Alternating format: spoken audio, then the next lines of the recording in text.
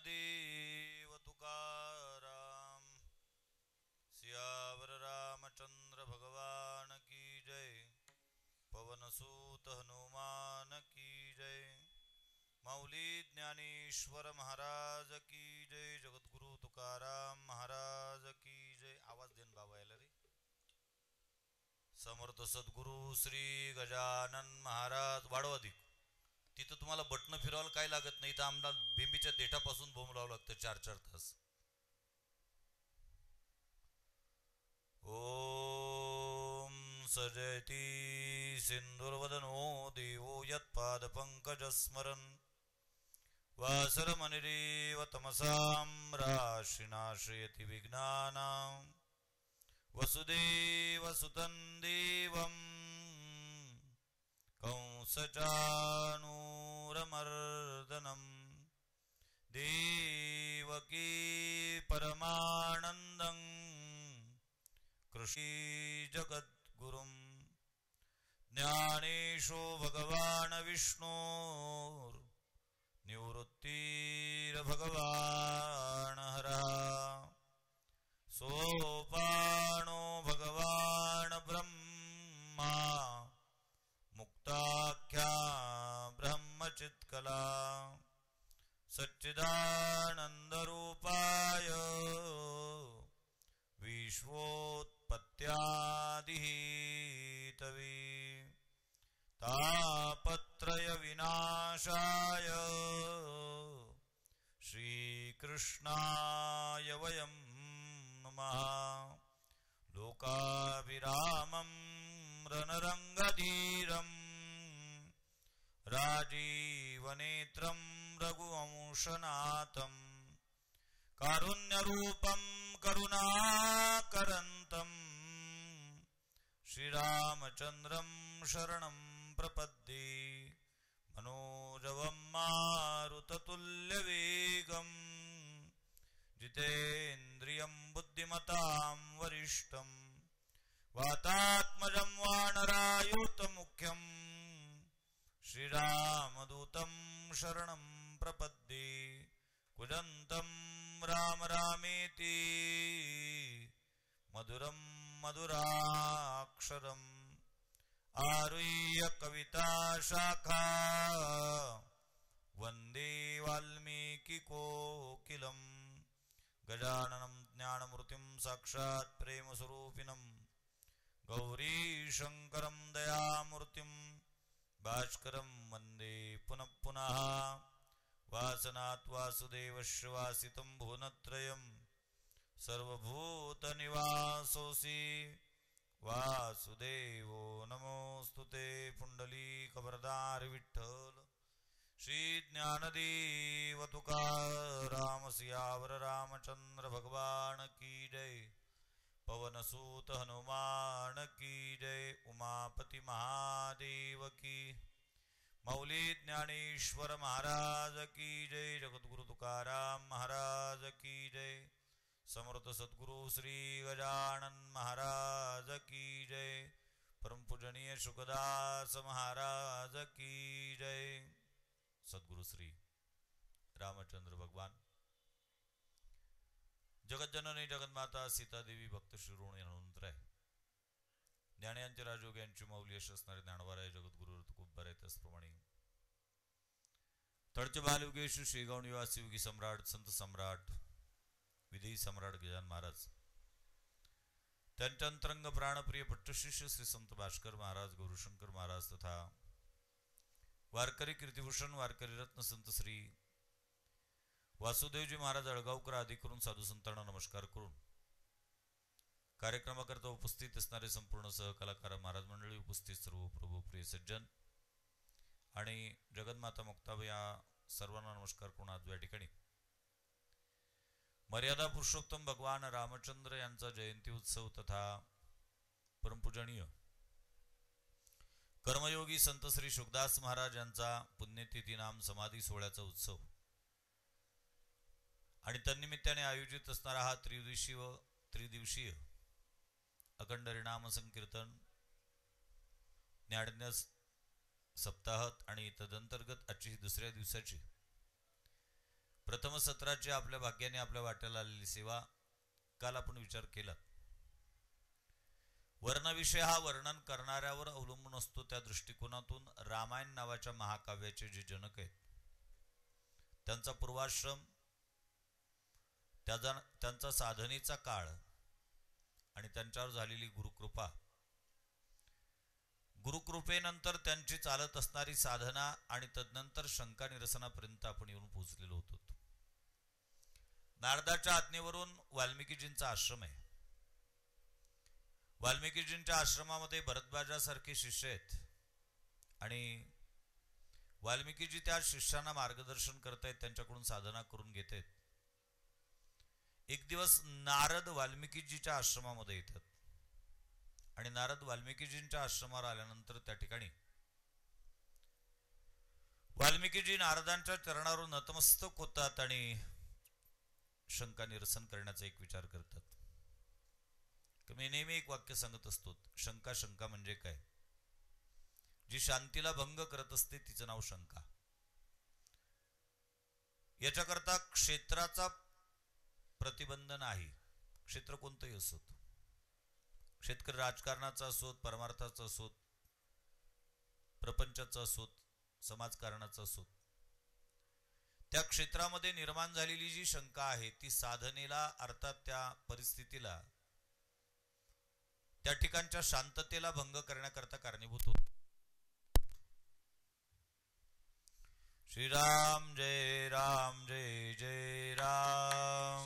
याचा कडकपणा कमी कर, थोडस गोळवा आला पाहिजे, एकदम वृक्ष झालाय ते. श्रीराम जय राम जय जय राम. श्रीराम जय राम जय जय राम. श्रीराम जय राम जय जय राम. श्रीराम जय राम जय जय राम. जय राम जय जय राम. श्रीराम जय राम जय जय राम.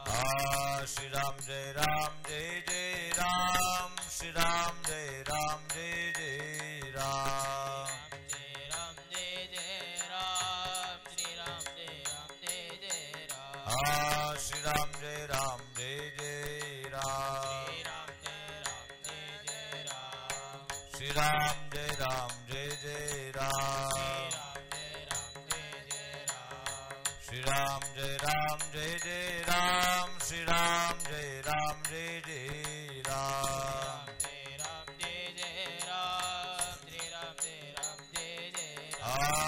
श्रीराम जय राम जय जय राम. श्रीराम जय जय राम. श्रीराम जय राम जय जय राम. श्रीराम जय राम जय जय राम. श्रीराम जय राम जय जय राम. श्रीराम जय राम जय जय राम. श्यावर रामचंद्र भगवान की जय. शंका शंका म्हणजे काय? शंका कशाला म्हणतात? जी शांतीला भंग करत असते तिचं नाव शंका. क्षेत्र कोणचंही असोत, राजकारणाचं असोत, परमार्थाचं असोत, प्रपंचाचं असोत, समाजकारणाचं असोत. राजकारणामध्ये ज्या दिवशी नेत्याच्या मनामध्ये कार्यकर्त्यांच्या विषयीची शंका उत्पन्न होते आणि कार्यकर्त्यांच्या मनात ज्या दिवशी नेत्याच्या विषयीची शंका निर्माण होते त्या दिवशी त्यांचं उभयतांचं राजकीय भवितव्य उद्ध्वस्त झालेलं असतं. प्रापंचिक क्षेत्रामध्ये जीवन जगत असताना ज्या दिवशी पतीच्या मनात पत्नीच्या विषयी आणि पत्नीच्या मनात पतीच्या विषयीची शंका निर्माण होत असते त्या दिवशी त्यांचं प्रापंचिक जीवन उद्ध्वस्त झालेलं असतं. पारमार्थिक क्षेत्रामध्ये गुरुच्या अंतःकरणात शिष्याच्या विषयीची आणि शिष्याच्या अंतःकरणामध्ये गुरूंच्या विषयीची शंका ज्या वेळेला उत्पन्न होते त्या दिवशी त्याचं पारमार्थिक जीवन उद्ध्वस्त झालेलं असतं. आणि म्हणून ती शंका निरसन केल्या गेली पाहिजेत. परंतु ती शंका निरसन करत असताना शंका निरसन करण्याकरता जाणाऱ्यांनी त्या शंका निरसनाकरता योग्य व्यक्तीकडे सुद्धा जाणं तितकंच गरजेचं आहे. पूर्वग्रह दूषित असणाऱ्या व्यक्तीकडे जर तुम्ही शंका निरसनाकरता जात असाल तर तुमची शंका निरसन होण्याऐवजी तुम्हाला अधिकाधिक शंकेच्या, अज्ञानाच्या, अंधकाराच्या खोल दरीमध्ये तुम्ही जाऊन पडला. परंतु पहिल्यांदा अशी एक गोष्ट निर्माण होते, बऱ्याचदा पारमार्थिक क्षेत्रामध्ये जीवन जगणारे जे लोक आहेत, पारमार्थिक क्षेत्रामध्ये जीवन जगत असताना त्यांची एक धारणा असते की पारमार्थिक क्षेत्रामध्ये प्रवेश केल्यानंतर पारमार्थिक माणसांनी शंका घ्यायच्या नसतात. बाबा वाक्यम प्रमाणम महाराज सांगतील त्याच्यावर विश्वास ठेवायचा. त्यांनी सांगितलं ते सत्य, ते म्हणतील ते पूर्व दिशा. ही एक धारणा आहे आणि ही चुकीची धारणा आहे. याच्याकरता मी संदर्भही देईल. श्रीमद भगवद्गीतेचा 4था अध्याय उघडात म्हणजे लक्षात येईल तुमच्यात. अर्जुनाचा प्रश्न नाही 4थ्या अध्यायामध्ये, पण भगवान बोलतात. श्री भगवान उवाच इमं विवस्वते योगं प्रोक्तवानहमव्ययं विवस्वान मनवे प्राह मुनिरीक्ष्वा कवें ब्रवीत् एवं परंपरा प्राप्तमिमं राजर्षयो विदुः सकाले नेह महता योगो नष्ट परम तप स एवायमया त्यज्य योग प्रोक्त पुरातनः भक्तोऽसि मे सखा चेति रहस्यं हेतदुत्तमम्. अर्जुनाचा प्रश्न नसताना भगवान श्रीकृष्ण परमात्मा अर्जुनाला उत्तर देतात. अर्जुना, भाग्यवान आहेस. मी हा जो योग सद्यस्थितीमध्ये तुला सांगतोय हा मी याच्यापूर्वी सूर्याला सांगितला होता. सूर्याने मनूला सांगितला होता, मनूने अनेक राजर्षांना सांगितलात आणि मध्यंतरीच्या कालखंडामध्ये हा योग लोपला गेला. आणि तोच योग मी तुला आता, तोची हा आजी आता तुझ प्रती कुंती सुता सांगितली हे वार्ता बहुआ दिवसाची, तोच तुला मी आता सांगतोय. आता सांगणारा कोण आहे? सर्वज्ञतेचा ओलावा. भगवान श्री ज्ञानवारणी भगवान श्रीकृष्ण परमात्म्याचं वर्णन करत असताना यथार्थ शब्दामध्ये वर्णन केलेलं आहे. भगवान म्हणजे सर्वज्ञतेचा ओलावा. सांगणारा कोण आहे? ज्याला सांगतोय त्यांनी त्यांचं शिष्यत्व पत्करलेलं आहे. गीतेच्या 2ऱ्या अध्यायामध्ये कार्पण्य दोषो पहत स्वभाव पृष्यामि त्वां धर्म सम्मूढ चेता यश्रेयशा निश्चितं ब्रूहि तन्मे शिष्यस्तेहं शाधि मां त्वं प्रपन्नम. तू गुरुबंधु पिता तुझ्या मुची इष्ट देवता तुझी सदा रक्षिता आपदी आमुती. अर्जुन म्हणतो देवा तू माझा गुरु आहेस, तू माझा बंधू आहेस, तू माझा पिता आहेस आणि तूच आतापर्यंत आम्हाला अनेक संकटातून वाचवलेले आहेत. तरी उचित कायामा जे व्यभिचरिना धर्मा ते झळकरी पुरुषोत्तमा कथन करी. मला जीवन जगत असताना याच्यातलं उचित काय अनुचित काय याचं ज्ञान मला नाही, तरी याच्यात जे उचित असेल ते तू मला सांग. अशा पद्धतीचं शिष्यत्व पत्करल्यानंतर केलेली विनंती आहे. आणि तोच भगवान श्रीकृष्ण परमात्मा ज्यावेळेला अर्जुनाला सांगतोय की हा योग पूर्वी सूर्याला सांगितला होता, त्यावेळेला अर्जुन म्हणतो देवा थांब, काय झालं रे? तू काय मला श्रावण महिन्यातली पोथी ऐकणार समजला का रे? श्रावण महिन्यातली पोथी ऐकणार म्हणजे श्रावण महिन्यामध्ये आपल्या भागात खेळोपाडी पोथ्या लागतात. 100 लोक वस्तीचं गाव जरी असलं तरी निदान 2-3 तरी पोथ्या असतात. ज्याची ज्याची जशी जशी आवड असेल तसे तसे लोक तिकडे जात असतात. आणि त्या पोथ्यांचं वैशिष्ट्य असतं, त्या पोथ्यांमध्ये शक्यतोवर जोडगाड्या असतात. जोडगाड्या म्हणजे तू चाल मी येतो, एकाला दिसत नाही दुसऱ्याला ऐकू येत नाही. ऐकणारे तसेच, बरं सांगणाऱ्याची ती जोडगाडीच असते. त्याच्यात वाचणारा वेगळा असतो, सांगणारा वेगळा असतो. वाचणाऱ्याला सांगता येत नसते, सांगणाऱ्याला वाचता येत नसते आणि त्यांची युती असते. ते सर्व ठरवून ठेवलेले असते. तो म्हणते तो वाचणारा असेल तरच मी पोथी सांगतो, नाही तर सांगत नाही. तो म्हणते तो सांगणारा असेल तरच मी पोथी वाचेल, अन्यथा वाचणार नाही. आणि मग काय मजा असते त्या पोथीमध्ये. मी लहानपणी पोथी ऐकायला जायचो आणि पोथी ऐकण्याकरता जात असताना मला बऱ्याचदा या प्रश्नाचं उत्तर मिळत नव्हतं किंवा हा प्रश्न मला पडत होता की पोथी संपल्यानंतर तिथला जो पुजारी आहे तो सांगायचा हा चला पोथी संपलेली आहे, डोळ्याला पाणी लावा, आरती करता उभे राहा. मी विचार करतो तो डोळ्याला पाणी लावण्याचा आणि आरती करता उभा राहण्याचा काय कार्यकारण भाव संबंध आहे.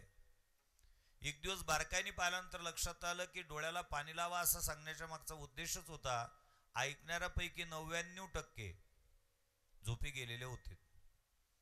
मग बसता बसता झोपला हरकत नाही, उभ्याने जर झोपला तर पुन्हा पंचायत होईल आणि म्हणून तो उभा राहण्याच्या अगोदर त्याच्या डोळ्याला पाणी लावलेलं कधी चांगलं. अशी परिस्थिती कुठंतरी त्या पोथीमध्ये असते.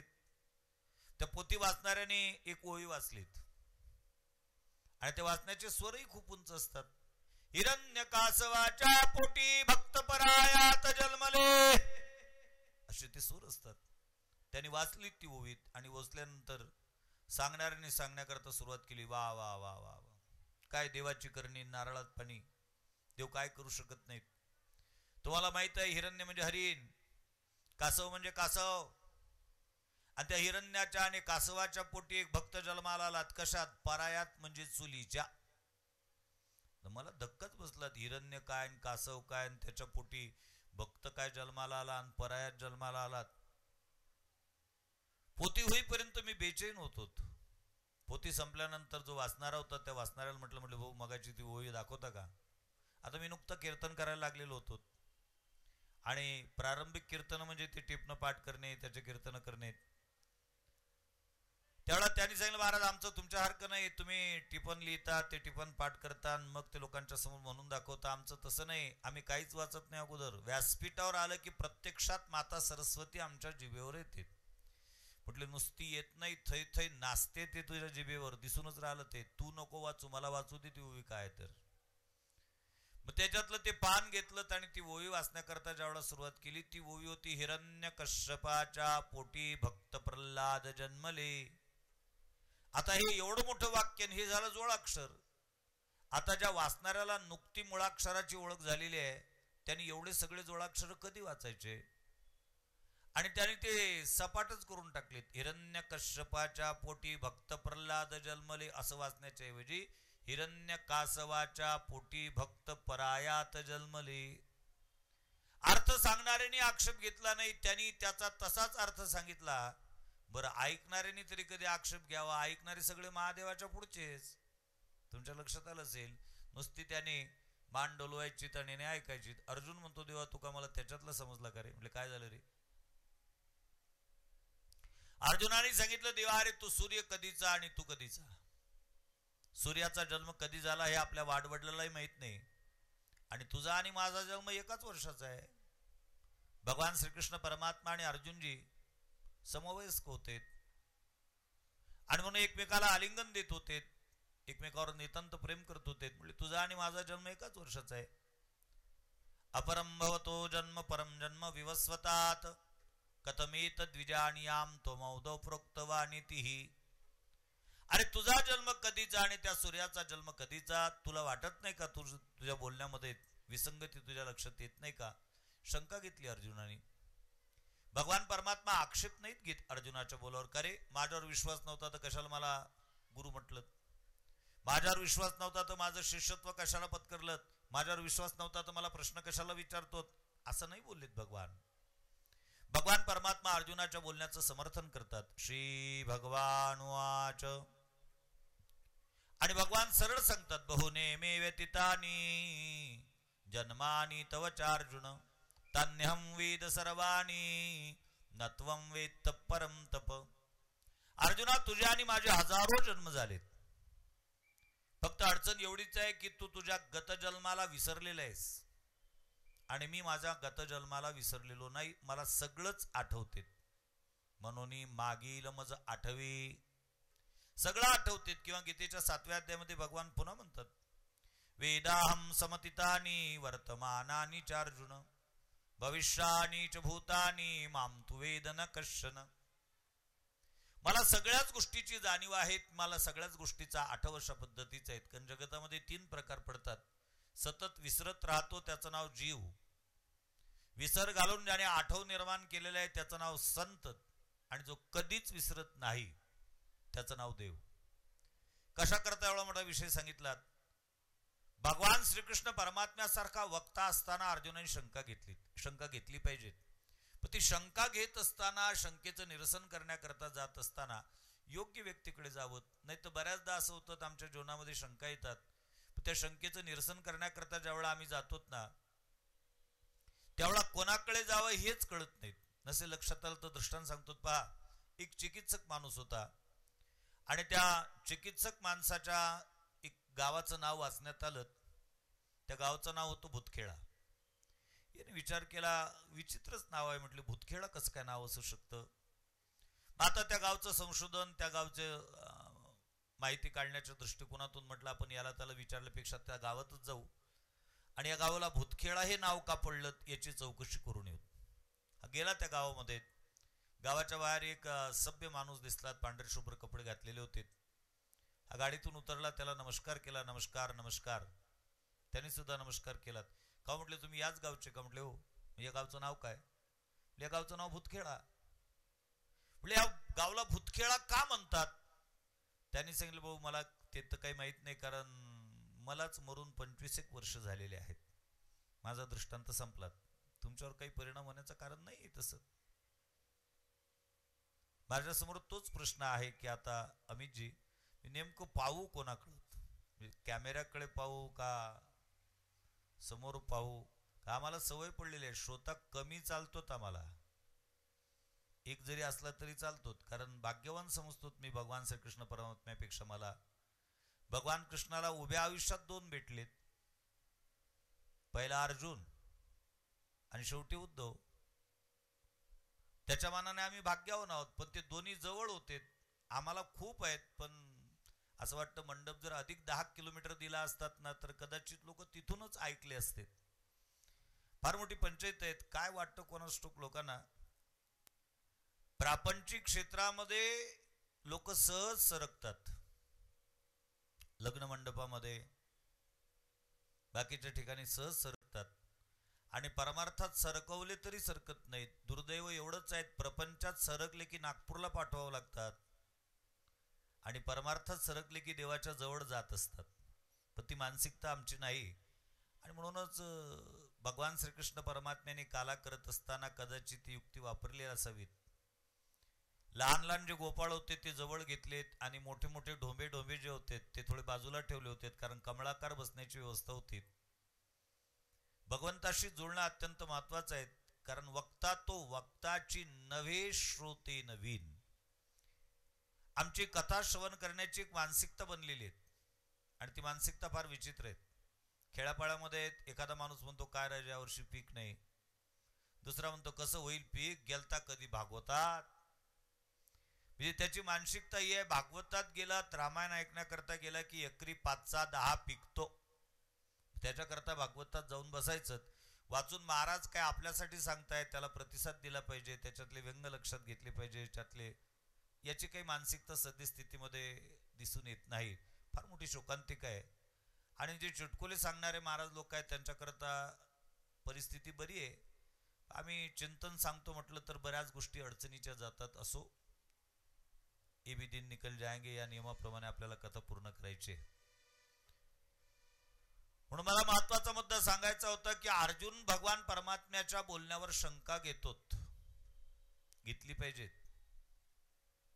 कारण शंका घेतल्याशिवाय विषय बळकट होत नाहीत. परंतु ती शंका निरसन करण्याकरता जात असताना योग्य व्यक्तीकडे गेलं पाहिजेत. ज्या गावाच्या नावाच्या संदर्भाने संशोधन करण्याकरता तो व्यक्ती गेला, याला भूतखेडा का म्हणतात, आणि ज्याच्याकडे चौकशी करतो तो जर त्याच्यातला निघत असेल तर केवढी मोठी पंचायत आहे. नसेल लक्षात आलं तर दृष्टांत पुन्हा सांगतो. पहा, एका गावामध्ये वासरात लंगडी गाय शहाणी या नियमाप्रमाणे एक माणूस बऱ्यापैकी हुशार होतात. आणि मग बऱ्यापैकी हुशार असणारा जो माणूस आहे, एक दिवस असा अकाली पाऊस पडला. डोंगराच्या पायथ्याशी काहीतरी गाव होतं, आणि थोडा पाऊस पडल्यानंतर लोक सकाळी झोपेतून उठलेत, पाहतात तर काय, त्याच्या गावातल्या गल्ली बोळांमध्ये एक मोठा पायाचा ठसा उमटलेला अशा पद्धतीचं दिसत होतं. कुठला तरी अजस्त्र असा प्राणी आपल्या गावातून फिरून गेला अशी त्यांना शंका होती. पण एवढा मोठ्या पावलाचा ठसा उमटलेला आहे म्हणजे तो प्राणी किती मोठा असेल. आणि हा प्राणी भाग्यवान होता पण की तो आपल्या गावच्या रस्त्याने गेला. त्या प्राण्याने सहज जरी पाऊल आपल्या झोपडीवर टाकलं असतं तरी आपलं थालीपीठ झालं असतं. या विचाराने ते ग्रस्त झालेले होते, चिंताग्रस्त झालेले होते. आता हा प्राणी कोणता असावा, कोणाला विचारावं. त्या गावामध्ये होता तो शहाणा. गेलेत त्यांच्याकडे, सांगितलं भाऊ भाऊ भाऊ म्हणजे काय झालं, बाहेर आहे घराच्या. काय झालं बघा म्हटले, हा एवढा मोठा ठसा उमटलेला आहे पावलाचा, हा प्राणी आपल्या गावातून रात्री फिरून गेला. एवढ्या मोठ्या पावलाचा ठसा असणारा प्राणी कोणता असावा. आता हे शहाणं यांनी सरळ उत्तर दिलं, याला माहीतच नव्हतं तो प्राणी कोणता आहे. पण मला माहित नाही असं म्हणेल तर मग तो विद्वान सिद्ध होणार नाही. त्यांनी सांगितलं मूर्खासारख्या गोष्टी बोलू नका, एवढ्या मोठ्या पावलाचा प्राणी असणं शक्य नाही. एवढं मोठं पाऊल असूच शकत नाहीत. म्हटले आमचा तुमच्यावर विश्वास आहे, एवढं मोठं पाऊल असू शकत नाही प्राण्याचं, पण ठसा उमटलेला आहे याचं काय. मग झाली पंचायत. त्यांनी सांगितलं त्याचं उत्तर सोपं आहे. आपल्यापैकी कोणाच्या तरी बकरीने कोणाच्या तरी घरच्या जात्यावरची जी पाऊ असते वरचा भाग, ते पाऊ पायाला बांधली असावी, ती बकरी गावातून फिरली असावी. आता त्या बकरीचं काय पोट दुखत होतं, तिने पाऊ बांधावी पायाला आणि त्या गावातून फिरावं. सांगणारही त्याच लायकीचा, ऐकणारे त्या लायकीचे. यांनी सांगितलं हा हा भाऊ बरोबर आहे तुमचं चिंतन. बहुतेक बकरीने पायाला पाऊ बांधली असावी, ती बकरी गावात फिरली असावी. याला शंका निरसन नाहीत म्हणत, याला तोंडाला पानं पुसणं म्हणतात. पण शंका निरसन करण्याकरता कोणाकडे? योग्य व्यक्तीकडे जावं. नसे लक्षात आलं तर अधिक एक दृष्टांत सांगतो, म्हणजे लक्षात येईल माझ्या बोलण्याचा कल. एक ब्राह्मण बाबा होते, ते एका पर्व काळावर एका नदीवर स्नानाकरता गेलेत. स्नान केल्यानंतर गंगेचे उदक गंगे जैसे अर्पिजे देव पित्रोद्देशे माझे मज देती तैसे पर्यानानी भावी. ज्ञानवरे ज्ञानेश्वरच्या 9व्या अध्यायामध्ये लिहितात. स्नान वगैरे केलं, अर्घ्य दिलेले आहेत, आणि अर्घ्य दिल्यानंतर आचमन केलं. आणि आचमन करता करता त्या ब्राह्मण बाबांच्या लक्षात आलं की त्या आचमनाच्या पाण्यामध्ये काहीतरी त्यांच्या पोटात गेल्याचं, भाताचं शीत पोटात गेल्याचं निदर्शनास आलं. पण तोपर्यंत ते शीत पोटात गेलेलं होतं. आता आपण गंगेमध्ये स्नान करताना हे शीत पोटात गेलं, ते शीत कुठून आलं असेल? संशयाला मनामध्ये, त्या संशयाचं निराकरण केलं पाहिजे. शंका आली, शंका मिटवली पाहिजे. बेचैन झालात. आता ते शीत कुठून आलं असेल त्याचा शोध घेण्याकरता, त्याचं अन्वेषण करण्याकरता निघालात तो. मग कोणीकडे निघेल? गंगा ज्या दिशेने प्रवाहित होते त्या दिशेला जाईल की जिकडून येते तिकडे? जिकडून येते तिकडे जायला लागलात. तितक्यात एक महिला भांडे घासण्याचं काम त्या ठिकाणी करत होती.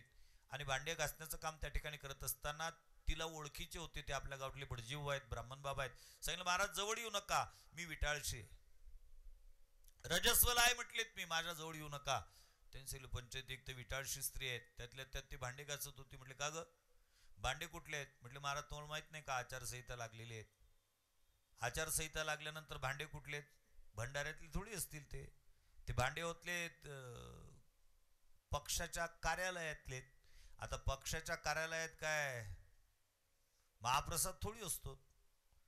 म्हटले पार्टीचे भांडे आहेत. यांनी विचार केला, एक तर ही स्त्री विटाळशी, त्यातल्या त्यात भांडे, त्यातल्या त्यात त्या पार्टीची भांडे आहेत, आणि तिच्या याच्यातून ते भाताचं शीत वाहत आलं ते आपल्या पोटात गेलं. म्हणजे आता किती पंचायत, आता प्रायश्चित्त घेतलं पाहिजेत. मग प्रायश्चित्त घेत असताना कसलं प्रायश्चित्त घेतलं पाहिजे? योग्य ते मार्गदर्शन कोणातरी योग्य व्यक्तीकडून घ्यावं. गावातल्या माणसांना मार्गदर्शन विचारावं. तर त्यांचे काही शास्त्र झालेलं नाही, सुटलेलं नाही, त्यांचा अभ्यास नाही. आणि त्यांनी लगेच तिकीट काढलं आणि काशीला गेलात.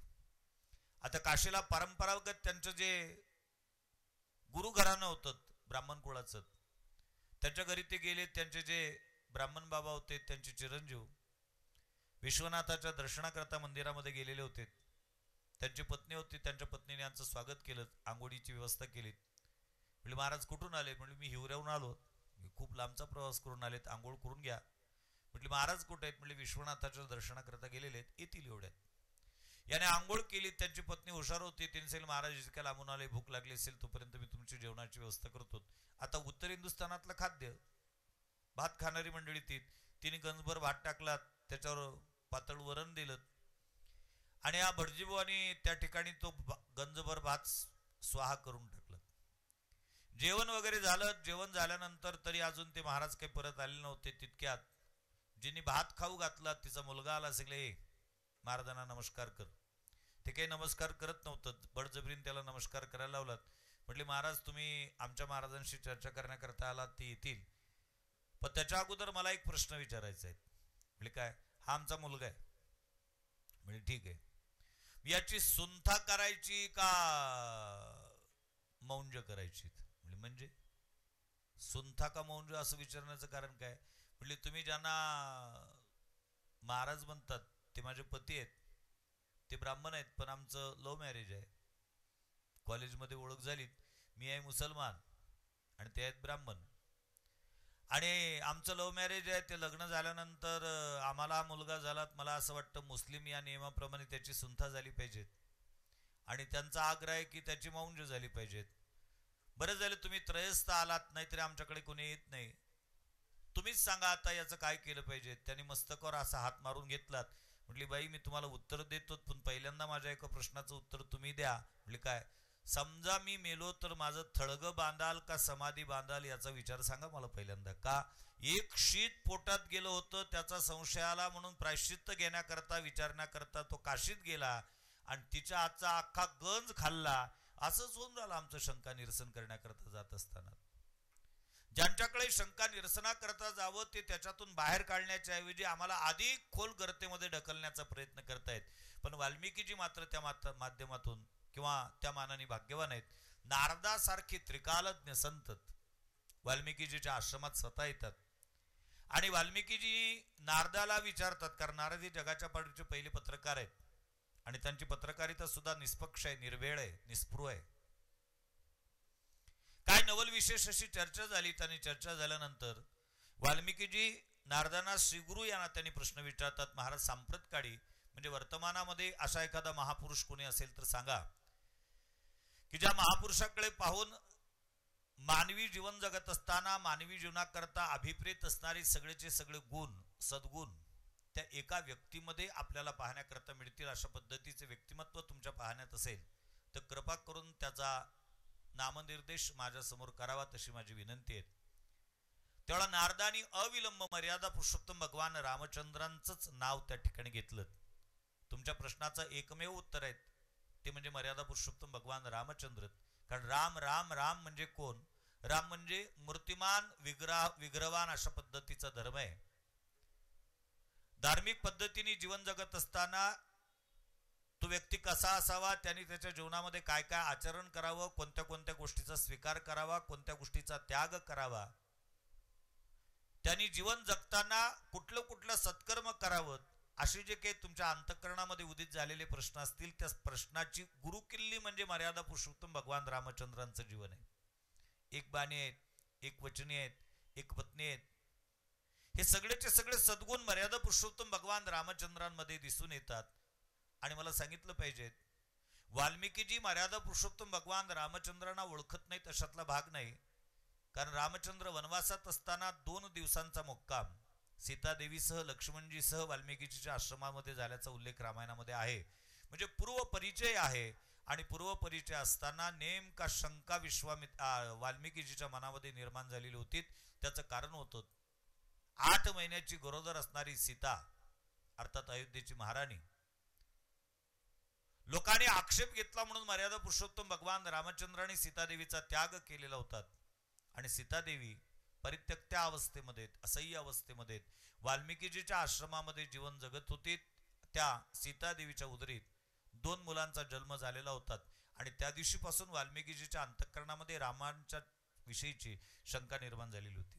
तसंही लोकमानसाचा जर विचार केला तर लोक असत्य गोष्टीवर विश्वास ठेवतात आणि सत्य गोष्टीवर शंका घेतात. एखादी असत्य गोष्टीची ज्याला अफवा आपण म्हणतो, ती अफवा एखाद्या माणसाने सहज बोललात तर ती गावभर पसरत असते, तर लोक त्याच्यावर विश्वास ठेवत असतात. आणि एखादी सत्य गोष्ट सांगा तुम्ही, लोक त्याच्यावर शंका घेत असतात. आणि म्हणून मग या ठिकाणी तर हे प्रत्यक्षात दिसते आहे. आणि म्हणून मग वाल्मिकीजीच्या अंतःकरणामध्ये शंका आहे, परंतु एकदम आक्षेप नाही घेता येणार. त्यावेळेला नारदाला वाल्मिकीजी नम्रतापूर्वक प्रश्न विचारतात, महाराज तुम्ही रामचंद्राला आदर्श पुरुष असं मानता, गुणवान पुरुष असं मानता, मूर्तिमंत धर्म मानता, परंतु रामचंद्राने स्वतःच्या धर्मपत्नीचा त्याग केला, याचं कारण काय? आणि मग अशा स्थितीमध्ये पत्नीचा त्याग करणारा राम मर्यादा पुरुषोत्तम कसा, या प्रश्नाचं उत्तर मला तुमच्याकडून अपेक्षित आहे. त्यावेळेला नारदांनी फार सुंदर उत्तर दिलं. वाल्मिकीजीला सांगतात, वाल्मिकीजी मर्यादा पुरुषोत्तम रामचंद्रांचं जे राज्य आहे ते मर्यादा पुरुषोत्तम रामचंद्रांचं राज्य, याला रामराज्य अशा पद्धतीची संज्ञा आहेत. आणि त्या रामराज्याची जी संकल्पना आहे, रामराज्याची जी बैठक आहे, रामराज्याचा जो पाया आहे, हा धर्माधिष्ठित आहे. मर्यादा पुरुषोत्तम राजकारण करतात, पण धर्मावर आधारित अशा पद्धतीचं ते राजकारण करतात. त्यांच्या जीवनामध्ये नियमावली आहे, ती धर्माधिष्ठित अशा पद्धतीची नियमावली आहेत. आणि नारदांनी त्या ठिकाणी एक सुंदर विषय त्या ठिकाणी सांगितला. रामराज्याभिषेक झालेले आहेत आणि रामराज्याभिषेक झाल्यानंतर अष्टावक्र नावाचे एक मुनी रामचंद्रांच्या राज्यकारभाराची पाहणी करण्याकरता अयोध्येमध्ये जातात. मला एका गोष्टीचं स्पष्टीकरण आपल्या समोर द्यावंसं वाटतं, ते असं आहे, या देशाचा इतिहास तोचपर्यंत सुवर्णाक्षराने लिहिण्यासारखा होता जोपर्यंत या देशाच्या राजकारणावर धर्मकारणाचा अंकुश होतात. या देशातलं राजकारण चालत होतं ते धर्माधिष्ठित होतं. या देशातल्या राजकारणावर धर्मकारणाचा अंकुश होतात. अर्थात वर सत्ता धर्मकारणाची होती आणि धर्मकारणाच्या सत्तेखाली राजकारण काम करत होतं.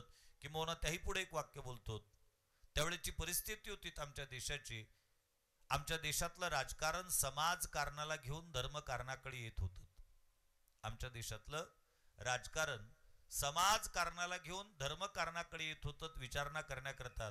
आज मात्र उलट गंगा वाहताना दिसते बऱ्याच ठिकाणी. आज परिस्थिती अशी आहे, कुठंतरी धर्मकारण समाजकारणाचं नाव घेऊन राजकारणाचे पाय चाटायला जात आहेत. ही उलट गंगा व्हायला लागलेली आहे. म्हणून अंकुश असावात राजकारण्यांवर तो धर्माधिष्ठित जी काही प्रणाली आहेत, धार्मिक नेत्यांचा, धार्मिक महात्म्यांचा, साधू संतांचा. अष्टावक्र नावाचे ऋषी ज्यावेळेला मर्यादा पुरुषोत्तम भगवान रामचंद्रांच्या राजवाड्यात येतात, त्यावेळेला मर्यादा पुरुषोत्तम रामचंद्र अष्टावक्रांचं स्वागत करतात, अर्घ्यपाद्य पूजन करतात, उच्च आसनावर बसवतात, त्यांना नमस्कार करतात.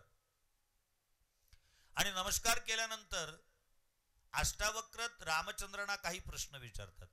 रामा, मी तुझ्या राज्यामध्ये भेट देण्याकरता आलोय आणि मला तुला प्रश्न विचारायचे. ते प्रश्न असे आहेत, तुझी राज्यात असणारी जी प्रजा आहे ती प्रजा सुखी आहे ना?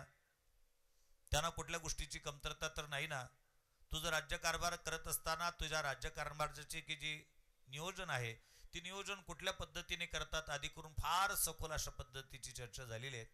त्यावेळेला मर्यादा पुरुषोत्तम रामचंद्र अष्टावक्र नावाच्या मुनीच्या प्रश्नाचे उत्तर देतात आणि अष्टावक्रांना विनंती करतात, महाराज, मी माझ्या पद्धतीने माझा राज्यकारभार करतोय, परंतु राज्यकारभार कसा करावा, राज्य कसं चालवावं, या संदर्भातलं काही धर्माचे निर्देश असतील, धर्माची जी काही सूचना असतील, त्या तुम्ही कृपा करून मला सांगावा, मी त्या अंमलात आणण्याचा नक्की प्रयत्न करेल.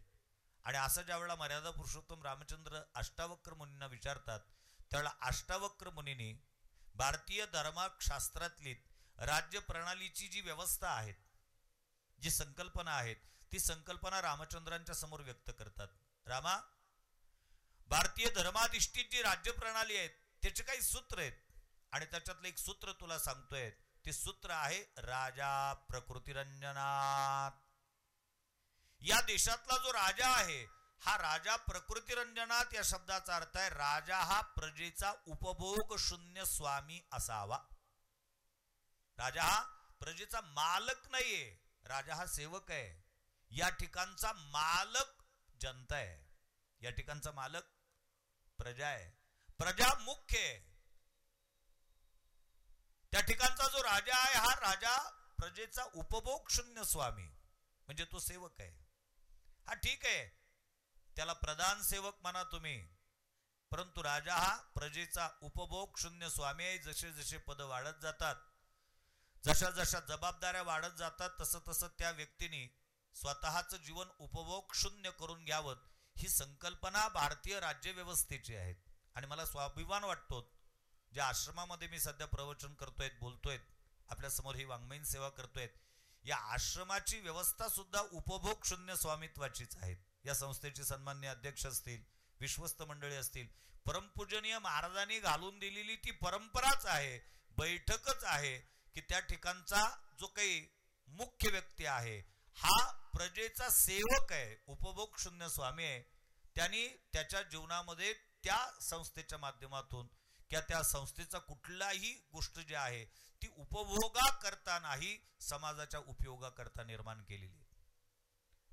मर्यादा पुरुषोत्तम रामचंद्रांना अष्टावक्र जे हा उपदेश करतात आणि उपदेश करत असताना रामचंद्र अष्टावक्रांना नमस्कार करतात. सांगितलं, महाराज, तुम्ही सांगितलेल्या नियमाप्रमाणे मी माझ्या प्रजेचं रक्षण करेल, कारण मी या अयोध्येच्या सिंहासनाचा मालक नाही, मी या अयोध्येच्या सिंहासनाचा सेवक आहे.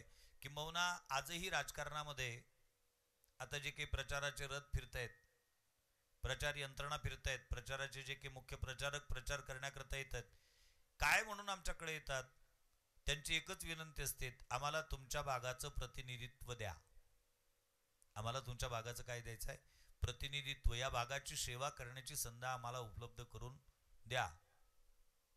आता पंचायतीचे प्रतिनिधित्व मागितल्या जातं, प्रतिनिधी म्हणून तिथपर्यंत जातात, पण जे प्रतिनिधी म्हणून आम्ही निवडतो ते तिथे गेल्यानंतर प्रतिनिधी न राहता ते निधीपती होतात आणि ते त्यांच्या कर्तव्याला पूर्णपणे विसरून जातात. भारतीय राजनीती शास्त्राचा नियम आहे प्रतिनिधित्व हे अत्यंत महत्वाचं आहे. तो शेवटच्या श्वासापर्यंत प्रतिनिधीच असावा, तो केवळ निधीपती होण्याकरता प्रतिनिधित्व मागणारा नसावा. आणि मर्यादा पुरुषोत्तम रामचंद्राने ते मान्य केलं आणि त्याच्यावर मत घेतात अष्टावक्र नावाचे मुनी रामचंद्रांचं. रामा, मी माझं जे काही प्रवचन आहे, माझी जी नियमावली आहे, माझ्या ज्या सूचना आहेत, त्या सूचना तुझ्यापर्यंत पोहोचवलेल्या आहेत. आता तुझं या संदर्भातलं जे मत आहे, ज्या पद्धतीने एखाद्या माणसाचा सत्कार केला जातो आणि त्या सत्काराला त्या सत्कार मूर्तीने उत्तर द्यायचं असते, त्या पद्धतीने मर्यादा पुरुषोत्तम रामचंद्रांचं मत अष्टावक्र मुनी घेतात. आणि अष्टावक्रजींना रामचंद्र सांगतात, महाराज तुम्ही जे सांगितलेलं आहे, जे प्रवचन करून सांगितलं, मला जी नियमावली सांगितलीत, मला तुमच्या समोर कबुली द्यायची आहेत. मी तुम्ही सांगितलेल्या नियमांचं तंतोतंत पालन करेल. मी ही राज्य सांभाळत असताना माझ्या राज्य सांभाळण्याची जी मानसिकता आहे किंवा माझी जी नियमावली आहे ती तुम्हाला सांगतोय. माझं राज्य कारभार करणे म्हणजे आराधनाय लोकांना, मी लोक आराधने करता या प्रजेचं प्रतिनिधित्व करतो. मला लोकाराधना करायची आहे. भारतीय राजनीती शास्त्राच्या नियमाप्रमाणे या देशाचा राजा हा लोक ब्रह्मपरायण असावा लागतो. कारण या देशामध्ये काही परायण आहेत. हरिभक्तीपरायण, कुटुंबभक्तीपरायण, देशभक्तीपरायण, तसं लोक ब्रह्मपरायण. राजकारणी कोण? उत्कृष्ट राजकारणी जो लोक ब्रह्मपरायण आहे, लोकांची सेवा करतो. किंबहुना लोकसेवे करताच फक्त त्याला त्या पदाची गरज आहे, व्यक्तिगत स्वार्थाकरता त्या पदाची गरज नाहीत. आणि रामचंद्र अष्टावक्रांना सांगतात, महाराज या लोक ब्रह्मपरायणत्वा करता प्रसंग विशेषी मला माझ्या जीवनात कुठलाही त्याग करावा लागला तरी तो त्याग करण्याकरता मी तयार आहे.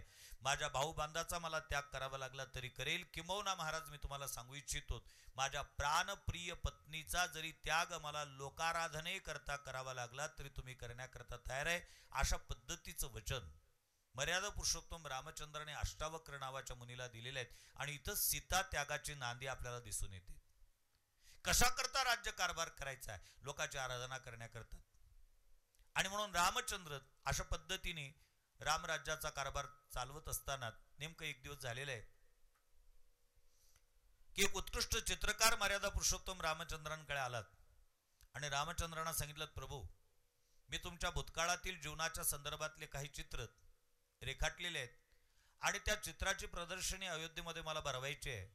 त्या चित्र प्रदर्शनीच्या उद्घाटनाकरता आपण स्वतः यावत ही विनंती करण्याच्या दृष्टिकोनातून मी तुमच्याकडे आलेलो होतो. रामचंद्र राजकारणी होते, परंतु 2024ल्या राजकारणा एवढे ते प्रगत नव्हते की त्यांना उद्घाटनाकरता निमंत्रित केलं तर ते उद्घाटन कशाचं आहे न विचारता होकार भरतील. अगदी संडासाच्या उद्घाटनाकरता सुद्धा फीत कापायसाठी आम्ही तत्पर असतो, तिथं जर कॅमेरे असतील तर.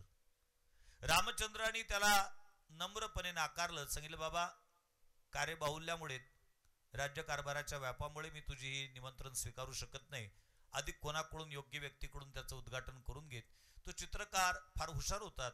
त्या चित्रकारांनी रामचंद्रांना विनंती केली, प्रभू तुम्ही येऊ शकत नाही, तुमच्या मागे कामं आहेत, ठीक आहे, माझी अशी विनंती आहे, निदान महाराणींनी तरी या चित्र प्रदर्शनी पाहण्याकरता यावत आणि त्याची परवानगी तुम्ही द्यावीत अशी मी तुम्हाला विनंती करतो. त्यावेळेला रामचंद्रांनी ती विनंती मान्य केली आणि सीतादेवी 8 महिन्याची गरोदर असताना काही सख्यांना घेऊन त्या चित्रकारांनी लावलेली ती चित्र प्रदर्शनी पाहण्याकरता सीतादेवी जातात. आणि ती चित्र होते कशाचे? रामचंद्राच्या भूतकाळातील वनवास भोगत असताना त्या ठिकाणी नाना प्रकारच्या ऋषी महर्षीच्या सान्निध्यामध्ये रामचंद्र जात असताना त्या ठिकाणी वनवासामध्ये जे काही आदिवासी बांधव होते त्या आदिवाशांच्या सोबत राहत असताना ते कल्पना चित्र त्या चित्रकारांनी चित्रित करून ठेवलेले होते. आणि सीतादेवीने ते चित्र पाहिलेत आणि सीतादेवीने चित्र पाहिल्यानंतर मानवी स्वभावाप्रमाणे, स्त्री सुलभ स्वभावाप्रमाणे माणसाचं एक वैशिष्ट्य आहे. वर्तमान काळामध्ये जी घटना आम्ही जगत असतो, वर्तमान काळामध्ये जो काही आनंद आम्ही उपभोगत असतो, आमच्या जीवनामध्ये घडणाऱ्या नाना प्रकारच्या घटनांच्या माध्यमातून जो काही आनंद आम्ही उपभोगत असतो, वस्तुस्थिती अशी आहे, वर्तमान काळामध्ये उपभोगत असणाऱ्या एखाद्या आनंदापेक्षा भूतकाळामध्ये त्या गोष्टीचं स्मरण आम्हाला अधिक प्रमाणामध्ये आनंद प्राप्त करून देत असते. भूतकाळाचं स्मरणच खऱ्या अर्थाने आमच्या जीवनाकरता एक महत्वाचं मानलं जात असतं. वर्तमानामध्ये जेवढा आनंद आम्ही उपभोगू शकत नाही त्याच्यापेक्षा कितीतरी पटीने अधिक प्रमाणामध्ये भूतकाळातलं ते स्मरण आम्हाला आनंद देत असते. आणि याचंच कारण आहे की अलीकडच्या काळामध्ये या कॅमेऱ्यावालीन जी मंडळी समोर माझ्या बसलेली आहेत, यांचं जे काही व्यवसाय हा अधिक प्रमाणात आता चालतोय, भरभराटीला आलेला आहे. याचं कारणच तेवढं आहे, वर्तमानामध्ये जे उत्सव होतात त्या वर्तमानाच्या उत्सवामध्ये सम्मिलित झालेली लोक त्या वर्तमानामध्ये त्याचा जेवढा आनंद लुटू शकत नाहीत त्याच्यापेक्षा अधिक पटीने भूतकाळातल्या गोष्टीचं स्मरण राहावं त्याच्याकरता ती गोष्ट टिपून ठेवली. मग ती व्हिडिओ कॅसेटच्या माध्यमातून असेल, ते फोटोच्या माध्यमातून असेल, आणि त्याच्यानंतर मग लोक त्याचं अवलोकन करत असतात. बऱ्याचदा असं दिसून येतं, मुलगा ऑफिसमध्ये गेलेला असतो, सून ऑफिसमध्ये गेलेले असते, नातवंड शाळेमध्ये गेलेले असतात, म्हातारी देवा घरी गेलेली असते, म्हातारा एकटाच घरी असते. मग एकट्या म्हाताऱ्याने ज्ञानेश्वरी वाचावी, गाथा वाचावा. म्हातारा गाथा वाचत नाही, ज्ञानेश्वरी वाचत नाही, गोदरेचं कपाट उघडतो, त्याच्यात लग्नाचा अल्बम काढतो आणि अल्बम काढल्यानंतर एक एक एक एक फोटो पाहत असतो. आता त्या लग्नात सफरचंदासारखे गाल असतात, मोठीची मोठी अशी मिसूर असते, डोक्यावर तुरा काढलेला फेटा असतो, आणि आता गाल राजीनामा देऊन गेलेले असतात. खोबऱ्याची वाटी झाली अशी मुख, नाही का, दंतळवाळी पार ओस पडलेली असते, नागपूरचा तोंडगावशी मेळ आलेला असतो, त्रिवेणी संगम झालेला असतो, नाकमुख गळू लागले लाळ आणि शेंबूळ, अशी परिस्थिती झालेली असते. आणि तो म्हातारा एका हातात फोटो घेतो, एका हातात आरसा घेतो, फोटोतला चेहरा पाहतो, आरशात चेहरा पाहतो, इतका मोठा तफावत झालेली दिसते. त्याला काय आनंद मिळत असेल का त्याच्यातून? नाही नाही, तसं होते दुःखच वर्तमानातला चेहरा पाहून. पण मी भूतकाळात असा होतो हे दाखवण्याकरता, हे सांगण्याकरता फोटो हे माध्यम खूप महत्वाचं मानल्या जातात. आणि त्याच्याकरता अलीकडच्या काळामध्ये लग्न प्रसंगामध्ये जवळपास सगळेच पॅकेज आहेत, त्याच्यात फोटोग्राफर लोकांचं सुद्धा पॅकेज आहे. 5-5, 6-6 लाख रुपयाच्या वर, 10-10 लाख रुपयाच्या वर, 8-8, 10-10 कॅमेरे त्या ठिकाणी असतात. म्हणजे प्रत्येक कृती त्याच्यात ते टिपली जाते. इतके सगळे फोटो ते कधी पाहत असतील कोणास ठाऊक, पण ते काढल्या जातात.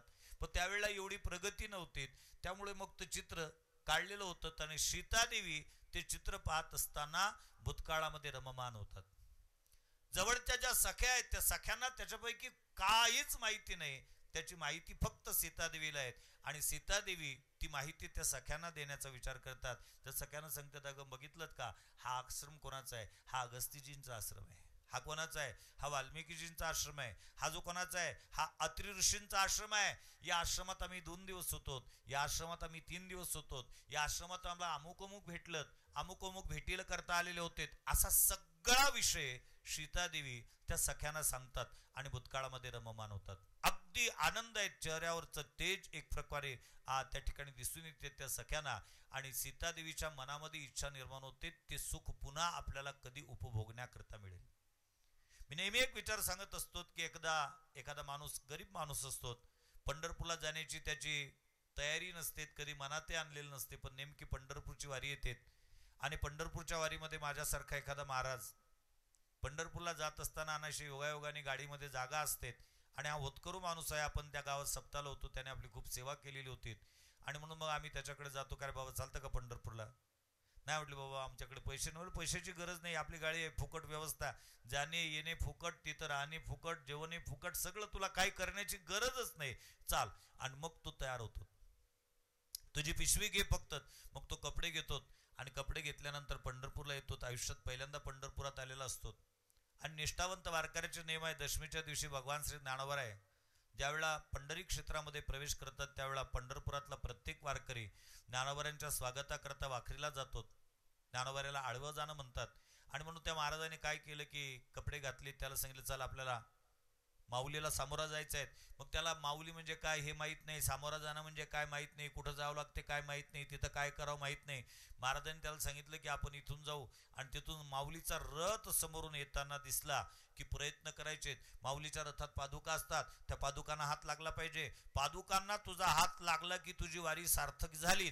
पांडुरंगाचं दर्शन नाही झालं तरी चालते, कारण त्या रथामध्ये त्यावेळेला पांडुरंगाच्याही पादुका माऊलीच्याही पादुका, तिथं दर्शन झालं की आली तुझी वारी. आता इथं 48 तास उभं राहण्याकरता आपल्याकडे वेळ नाही. आणि मग तू तितक्यात उत्कंठेने निघतो. इस्त्री केलेले कपडे असतात, दुपटा असतो, पायात चप्पल असते, कळक इस्त्रीची टोपी घालतेत, आणि हा प्रवास कुठपर्यंत चालतो? खोलीहून निघाल्यापासून जास्तीत जास्त अर्बन बँकेपर्यंत.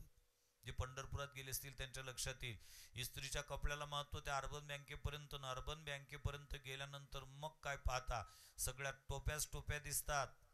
येणाऱ्याची गर्दी, जाणाऱ्याची गर्दी. यांनी सांगून ठेवलं असते तुला, पहिल्यांदा आलेला आहेत, हात सोडू नको, हात सुटला बोलला तर तुला पुन्हा मठ दिसणार नाही. याने हात पक्का पकडलेला असते. तितक्यात एक झुंड येते, त्या एका झुंडीमध्ये हा वेगळा तो वेगळा, याचा हात सुटून जाते. याच्या गळ्यातला दुपटा कोणत्या तरी मागच्या माणसाच्या हातात येते, तो दुपटा पडते, चप्पल तुटून जाते. समोरून येणारी रथ दिसते, आनंद वाटते की चला आपल्याला माऊलीचं दर्शन घ्यायचं आहे. तितक्यात रिमझिम पाऊस पडते, चिखल होते, आणि चिखल झाल्यानंतर वारकऱ्यांचा जर विचार केला तर त्यांचा उत्साह इतका वाढतो.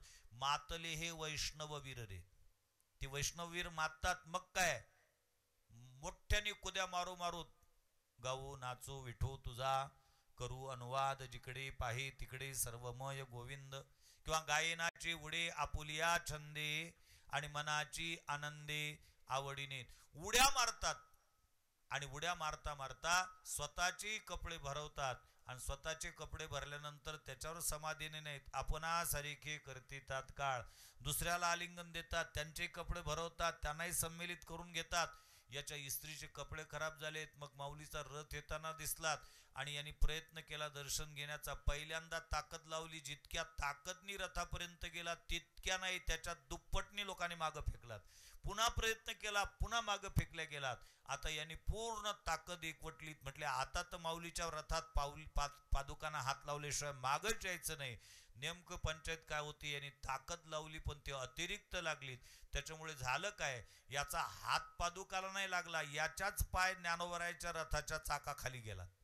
बोटावून रथ गेलात, 2-3 बोट चेंगरल्या गेले त्या ठिकाणी. कशी तरी दर्शन घेतलं. तितक्यात एका वारकऱ्याने सांगितलं, म्हटले भाऊ नियम आहे वारकऱ्याचा, नुसतं दर्शन रथातलं दर्शन घेऊन चालणार नाही. माऊलीच्या रथाला काय केली पाहिजे, प्रदक्षिणा केली पाहिजे. त्याच्यात थंडागार झालात, आणि इतका थंडागार झाला की तिकडून यायला रात्रीचे 12 वाजलेत. आणि कानाला खळा लावला, तर प्रतिज्ञा केली, मेलो तरी आता पुन्हा पंढरपूरला जायचं नाही. काय हाल असतात, कॉम्बी फ्लाम घेऊन झोपावं लागलं. आणि खरं सांगू का, दुसऱ्या वर्षीच्या वारीला त्याच्या जीवनामध्ये पंढरपूरला जाण्याचा योग आलाच नाही. घरीच होतात बिचारा. पण नेमका दशमीचा दिवस, ज्या मालकाकडे कामाला होतात, गाय दूध घेऊन आलेला होतात, आणि तितक्यात 7च्या बातम्या लागलेल्या होत्या टीव्हीवर. आणि त्या टीव्हीवरच्या बातम्यांमध्ये पहिलीच बातमी होती, श्री क्षेत्र पंढरपूर येथे भगवान श्री ज्ञानोबरायांचा पालखी सोहळा संपूर्ण संतांनीशी सहभागी. 10 लाखाच्या वर वारकऱ्यांची गर्दी पंढरपूर क्षेत्रामध्ये. आणि त्यांनी ते चित्र पाहिलं फक्त थोड्या वेळाचं. ती बादली खाली ठेवली, तर समोर बातम्या ऐकण्याकरता बसलेले जे लोक होते त्यांना जो सांगण्याकरता सुरुवात केली. म्हणजे तुम्ही गेले होते पंढरपूरला? म्हटले नाही. तुम्ही? म्हटले नाही. नाही, माणसांनी मरायच्या अगोदर एकदा तरी पंढरपूरला गेलंच पाहिजे. काय तो आनंद असते, काय त्या पावल्या, आणि काय ते माऊलीचं दर्शन, काय सगळ्या टोप्या, आणि काय ते सगळं आनंदच आनंद. मागच्या वर्षी कॉम्बी फ्लाम घेऊन झोपलं होतं, जे आता आनंद सांगतायत ना. मागच्या वर्षी याचा दुपटा पडला होता, याची चप्पल तुटली होती, याच्या इस्त्रीचे कपडे खराब झालेले होते, याची ज्यांनी नेलं त्याची फाटाफूट झालेली होती, याला खोली दिसत नव्हती, इतके हाल याचे गतवर्षी झालेले होते. परंतु त्या गतवर्षीचं स्मरण ज्यावेळेला होते ना, त्यावेळेला या माझं हाल झाले होते असं कधी सांगतच नाही. हा त्या क्षणाची अनुभूती घेत असतो, आणि त्याचं स्मरण याला सुख प्राप्त करून देत असतं. सीतादेवीच्या जीवनामध्ये सुद्धा तसंच झालेलं आहे. सीतादेवी ते चित्र पाहतात, आणि सीतादेवी भूतकाळामध्ये रममान होतात, आणि सीतादेवीच्या मनामध्ये मनोमन इच्छा निर्माण होते की आपण आता पुन्हा त्या तपोवनामध्ये जाण्याची संधी आपल्याला कधी प्राप्त होईल. सगळी चित्रप्रदर्शनी ऐसे पाहतात. आणि परत येतात राजवाड्यामध्ये. राजवाड्यामध्ये परत आल्यानंतर मर्यादा पुरुषोत्तम भगवान रामचंद्र राज्यकारभाराचा काम आटोपून राजवाड्यात परत येतात. त्यावेळेला नेमकी कौशल्या, सुमित्रा आणि कैकेयी या तिन्ही महाराण्या अंग देशाला गेलेल्या होत्या. कारण राजा दशरथाची शांता नावाची जी कन्या होती तिच्याकडे हाच कार्यक्रम होतात, वटभरणाचा म्हणा यज्ञाचा कार्यक्रम आयोजित केलेला होता. त्या निमित्ताने तिन्ही महाराण्या गेलेल्या होत्या. त्यामुळे सीतादेवी आणि रामचंद्र एकांतामध्ये असताना रामचंद्राला सीतादेवीने ते सगळे चित्र पाहिलेले आहेत, त्याचं वर्णन करून सांगितलेलं आहे. आणि वर्णन करून सांगितल्यानंतर रामचंद्र सीतादेवीला एकांतामध्ये एक प्रश्न विचारतात, सीते मला असं ऐकवात आहे की गरोदर अवस्थेमध्ये असताना स्त्रीला काही डोहाळे होत असतात म्हणतात. मग तुझे जे काही डोहाळे असतील ते डोहाळे निसंकोचपणे मला सांग, कारण धर्मशास्त्राचा नियम आहे. काल मी त्या विषयावर भाष्य करून गेलोय, पिष्टपेशन न्यायाने पुन्हा तो विषय सांगणार नाही. धर्मशास्त्रकारांनी डोहाळ जेवण म्हणा किंवा सांजेचा जो कार्यक्रम आहे, वटभरणाचा जो कार्यक्रम आहे, याला शास्त्रोक्त अशा पद्धतीची मान्यता दिलेलीच आहे, प्रश्नच नाही. ते डोहाळे विचारल्या जावेत याबद्दल दुमत नाही, पण ते कोणी विचारावेत?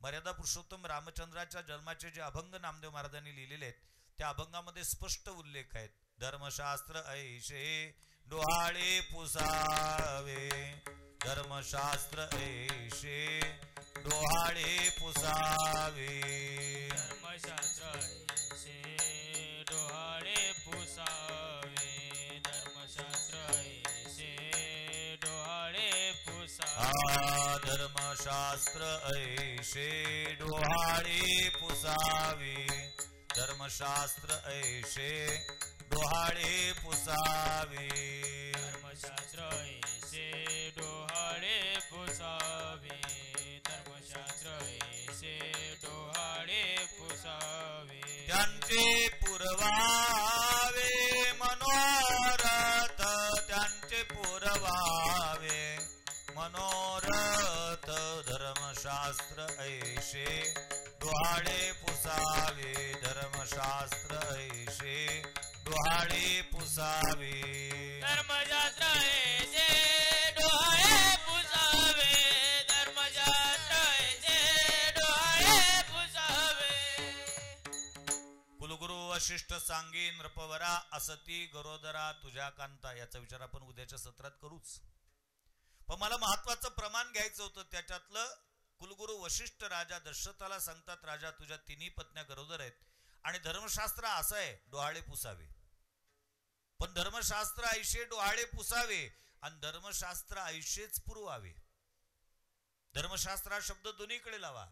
धर्मशास्त्र सांगते डोहाळे विचारल्या जावेत, पण इमानदारीने सांगा गरोदर अवस्थेमध्ये जे डोहाळे होतात ती विचारण्याची परंपरा आहे, पण ती डोहाळे कोणी विचारावेत? पतीनी की दिरानी, पतीनी की सासऱ्यानी, पतीनी की शेजाऱ्यानी, पत्नी की नातेवाईकांनी. हा पती पत्नीचा वैयक्तिक विषय आहे. आज आम्ही त्याचं सार्वजनिकरण करतोय. रामचंद्र एकांतामध्ये विचारतात सीतादेवीला, सीते तू गरोदर आहेस आणि गरोदर अवस्थेमध्ये काही स्त्रियांना डोहाळे होत असतात म्हणतात, तुला काय डोहाळे होतात ते सांग निसंकोचपणे. धर्मशास्त्राकरता अनुकूल असतील, धर्मशास्त्राच्या नियमात बसणारे असतील तर ते निश्चितच मी पूर्ण करेल. कारण धर्मशास्त्र सांगते विचारावेत आणि धर्मशास्त्राला अनुकूल असतील तरच ते पुरवल्या जावेत. काय डोहाळे होतात ते निसंकोचपणे सांगा. जगद्गुरु तुकोबाराय गाथेमध्ये वर्णन करतात, गर्भाते आवडी मातेचा डोहाळा आणि जेथीचा जिव्हाळा तेथे बिंबे. गर्भात जी आवड असते, गर्भ अवस्थेमध्ये जे काही स्त्रीला आवड निर्माण होते, जे डोहाळे असतात ते त्या स्त्रीचे नसतात, त्या उदरस्थ शिशूचे असतात, म्हणून ते पुरवल्या जावेत. त्यावेळेला सीतादेवी नेमक्या चित्रप्रदर्शनी पाहून आलेल्या होत्या आणि चित्रप्रदर्शनी पाहून आलेल्या असताना सीतादेवी रामचंद्राला सांगतात, प्रभू खरं जर माझे डोहाळे पुरवत असाल तुम्ही तर मला एकच इच्छा आहे. ती चित्रप्रदर्शनी पाहून आली तेव्हापासून माझ्या मनामध्ये इच्छा निर्माण झालेली आहे की आपण पुन्हा त्या तपोवनात काही दिवसाकरता गेलं पाहिजे. कारण ज्यावेळेला वनवासामध्ये वनवास भोगत असताना मी तुमच्यासोबत होते त्यावेळेला त्या 14 वर्षाच्या कालखंडामध्ये वनातली जी मंडळी आहेत, अयोध्येचा युवराज, अयोध्येचा राजा वनामध्ये आलेले आहेत, या आशेने आपल्याकडे येत होतात. अयोध्येची महाराणी सुद्धा सोबत आहेत, या आशेने माझ्या भेटी करता येत होते. दुर्दैव होतं माझ्या जीवनाचं की ते माझ्याकडे महाराणी म्हणून पाहत होते आणि महाराणी या नात्याने मी त्यांना काहीतरी देणं अपेक्षित होतं, गरजेचं होतं. परंतु मी वनवासी असल्या कारणामुळे मला त्यांना देता येणं शक्य नव्हतं. माझा दुर्दैव होतं. मला त्यांच्याकडून वल्कल आदी करून स्वीकारावं लागत होते. आज खऱ्या अर्थाने मी महाराणी आहे, आम्हाला देण्याचे अधिकार सुद्धा आहेत आणि माझे हेच डोहाळे आहेत. मला पुन्हा तपोवनात जावं वाटतं आणि त्याच्या ज्या काही गरजा असतील, त्यांच्या ज्या इच्छा असतील, आकांक्षा असतील, त्या पूर्ण कराव्या वाटतात. आणि एवढंच नाही प्रभू, उदरस्थ शिशूंना त्यांचे आशीर्वाद सुद्धा मिळतील या उद्देशाने मला तिथं जावं वाटतं. वैकुंठाशी परमपूजनीय भाऊसाहेब उर्लीकर एक वाक्य नेहमी वापरायचे. भाऊसाहेब म्हणायचे, आशीर्वाद घेता येतील तितके घ्या, तळतळाट कोणाचा घेऊ नका. मानवी जीवनात यशस्वी व्हावं असं जर वाटत असेल तर आशीर्वाद मिळवण्याचा प्रयत्न करत जा. कृष्ण अवतारामध्ये श्रीमद भागवतामध्ये कथा येते की भगवान श्रीकृष्ण परमात्म्याचं प्रगटीकरण ज्यावेळा नंदराजाकडे झालं, नंदोत्सव झालात आणि नंदोत्सव झाल्यानंतर नंदराज पहिल्यांदा मथुरीत गेलेत. सारा द्यावयाशी आणि नंद गेले मथुरीशी. नंद मथुरीत जातात, सारा वगैरे भरला आणि मोठाचा मोठा नजराणा कंसाच्या समोर ठेवला आणि कंसाने नंदाला विचारलं, नंदा कशाचं आहे रे सगळं सगळं कशा करता आणलं? त्याला नंदराजाने राजकारणाची भाषा त्या ठिकाणी वापरली. महाराज, मला वयाच्या 90व्या वर्षी आपल्या आशीर्वादाने मुलगा झाला आणि म्हणून मग आनंदाच्या भरामध्ये हा नजराणा मी तुम्हाला समर्पित करण्याकरता आणलेला आहे. कंसाने तो नजराणा स्वीकारला आणि नजराणा स्वीकारल्यानंतर कंस आशीर्वाद देतो. नंदाला म्हणतो, नंदा तुझा मुलगा यशस्वी हो, तुझा मुलगा मोठा हो, तुझ्या मुलाचे शत्रू मरून जाओ, म्हणजे कंस जिता राहो. माझ्या बोलण्याचा का लक्षात आला ना तुमचा? राजकारणात विजय प्राप्त करायचा असेल तर राजकारणात विजय प्राप्त करण्याकरता भगवान श्रीकृष्ण परमात्म्यांनी पहिला धडा दिलात. राजकारणात विजय प्राप्त करण्याकरता विजय प्राप्त करू इच्छिणाऱ्यांनी पहिल्यांदा जीवनामध्ये स्वतःच्या वैऱ्याचाही आशीर्वाद मिळवावा. परंतु त्या ठिकाणी काही महात्म्यांनी स्वतःचे मत मात्र फार चांगल्या पद्धतीने नोंदवलेले आहेत. आशीर्वाद वा शाप त्यांचेच फलद्रूप होत असतात. कोणाचे? जे परान्न भक्षण करणारे नाहीत, दुसऱ्याच्या द्रव्याचा अपहार करत नाहीत, त्यांचाच आशीर्वादही फलद्रूप होतो आणि त्यांचा शापही फलद्रूप होतो. दुसरा आशीर्वाद फलद्रूप होतो तो कोणाचा? भुकेलेल्या माणसाचा, गरजवंताचा. गरजवंतांची गरज तुम्ही जर पूर्ण करू शकलात ना तर त्याला आशीर्वाद मागण्याची गरज भासत नाही. त्याचा अंतःकरणच तुम्हाला आशीर्वाद देत असते. आणि म्हणून हिंदीमध्ये एक फार सुंदर वाक्प्रचार आहे, गरीब की हाय और बीबी की राय कभी नहीं लेना चाहिए. गरीब माणसाची हाय घेऊ नका आणि स्वतःच्या पत्नीची एखाद्या प्रसंगी गरज नसताना सल्ला घेऊ नका. पंचायत होते कधी कधी. गरीबाचा आशीर्वादही फलद्रूप होतो आणि गरीबाचा शापही फलद्रूप होतो. म्हणून गाडगे बाबा आपल्या विदर्भातले संत त्यांनी एक दिव्य संदेश दिलात आपल्याला, भुकेल्यांना अन्न द्या. का? भुकेल्यांना ज्यावेळा तुम्ही अन्न देतात त्यावेळेला त्याचा अंतःकरण तृप्त होतं आणि तृप्त अंतःकरणाने तो तुम्हाला आशीर्वाद देत असतो. म्हणून जगद्गुरु तुकोबरानी गाथेमध्ये त्याचं समर्थनच केलेलं दिसते. सर्वाभूती द्यावी अन्न आणि द्रव्य पात्र विचारून. द्रव्य देत असताना पात्र अपात्राचा विचार करत जा, पण अन्नदान करत असताना पात्र अपात्राचा विचार नाही. तो भुकेला आहे हेच फक्त त्याची पात्रता आहेत. आणि सीतादेवीच्या अंतःकरणामध्ये हा विचार उदित झालेला रामचंद्राने ऐकलं, बराही वाटलात. आणि ती चर्चा करत असतानाच रामचंद्रांचा होकार किंवा नकार ऐकण्याच्या अगोदर सीतादेवीचा डोळा लागला. सीतादेवी विश्रांती करतायत. रामचंद्रांच्या लक्षात आलं सीतादेवी झोपलेले आहेत. त्यांना झोपू दिलं आणि रामचंद्रजी स्वतःच्या निजी दालनामध्ये स्वतःच्या अभ्यासिकेमध्ये त्या ठिकाणी येतात. कारण राजकारण करत असताना राजकारण करणाऱ्यांनी राजकारण व्यवस्थित करता यावं असं जर वाटत असेल तर त्यांनी आपला जो इतिहास आहे हा इतिहासाचं त्याचं अवलोकन केलं पाहिजे. कारण आपला इतिहास हा आपल्या पूर्वजांच्या कळूगोन अनुभवाने भरलेला असतो आणि आम्हाला आमच्या जीवनामध्ये तात्काळ निर्णय घेण्याची योग्यता यावीत, ती शक्ती प्राप्त व्हावी, ती सामर्थ्य प्राप्त व्हावं असं जर वाटत असेल तर त्याचा इतिहासाचा अभ्यास असणं अत्यंत गरजेचं आहे. जगद्गुरु तुकोबाराय त्या संदर्भात फार सुंदर लिहितात, पुराणीचा इतिहास, पुराणीचा इतिहास, पुराणीचा इतिहास, पुराणीचा इतिहास. गोड रस सेविला, गोड रस सेविला, गोड रस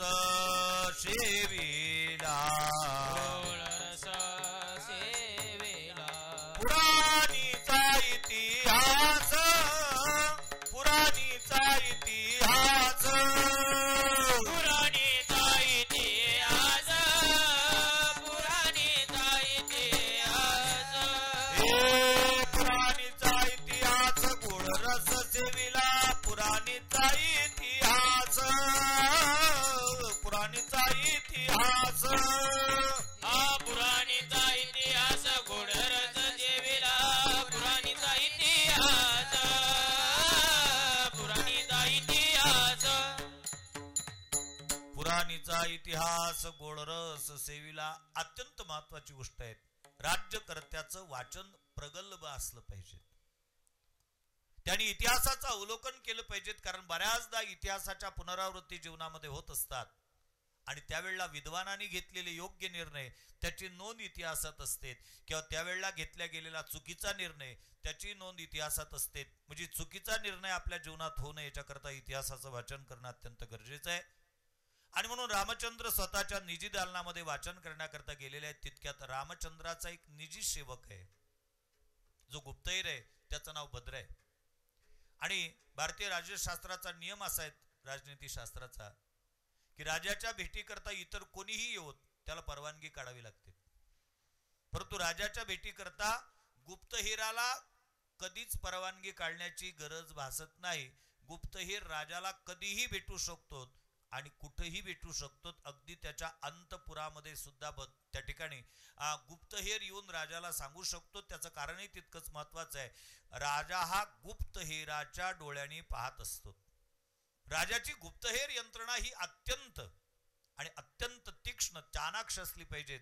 महाभारतामध्ये गुप्तहेर कसा असावा या संदर्भातलं खूप सुंदर चिंतन आलेलं आहे. गुप्तहेर कसा असावा? गुप्तहेर हा बहुरूपी असावा. म्हणजे त्याला वेगवेगळे रूप धारण करता आले पाहिजेत. छत्रपती शिवाजी महाराजांच्या कालखंडातली जी गुप्तहेर यंत्रणा होती त्याचं वाचन केल्यानंतर लक्षात येईल, बहिर्जी नाईक नावाची व्यक्ती छत्रपती शिवाजी महाराजांच्या गुप्तहेर संघटनेची अध्यक्ष होती आणि इतका बहुरूपी होतात की तो कोणाचंही रूप अगदी हुबेहूब घेऊ शकत होता. मला तो इतिहास सांगण्याकरता वेळ नाही किंवा तो माझा प्रस्तुत प्रस्तावनीय विषयी नाही. गुप्तहेर हा बहुरूपी असावा. गुप्तहेर हा बहुभाषी असावा. गुप्तहेर हा मितभाषी असावा. बहुभाषी म्हणजे त्याला माहिती काढण्याकरता कुठल्या राज्यात जावं लागेल, कुठल्या भाषेतल्या लोकांशी संपर्क करावा लागेल हे सांगता येत नाही. म्हणून त्याला अनेकांच्या अनेक भाषा याव्यात.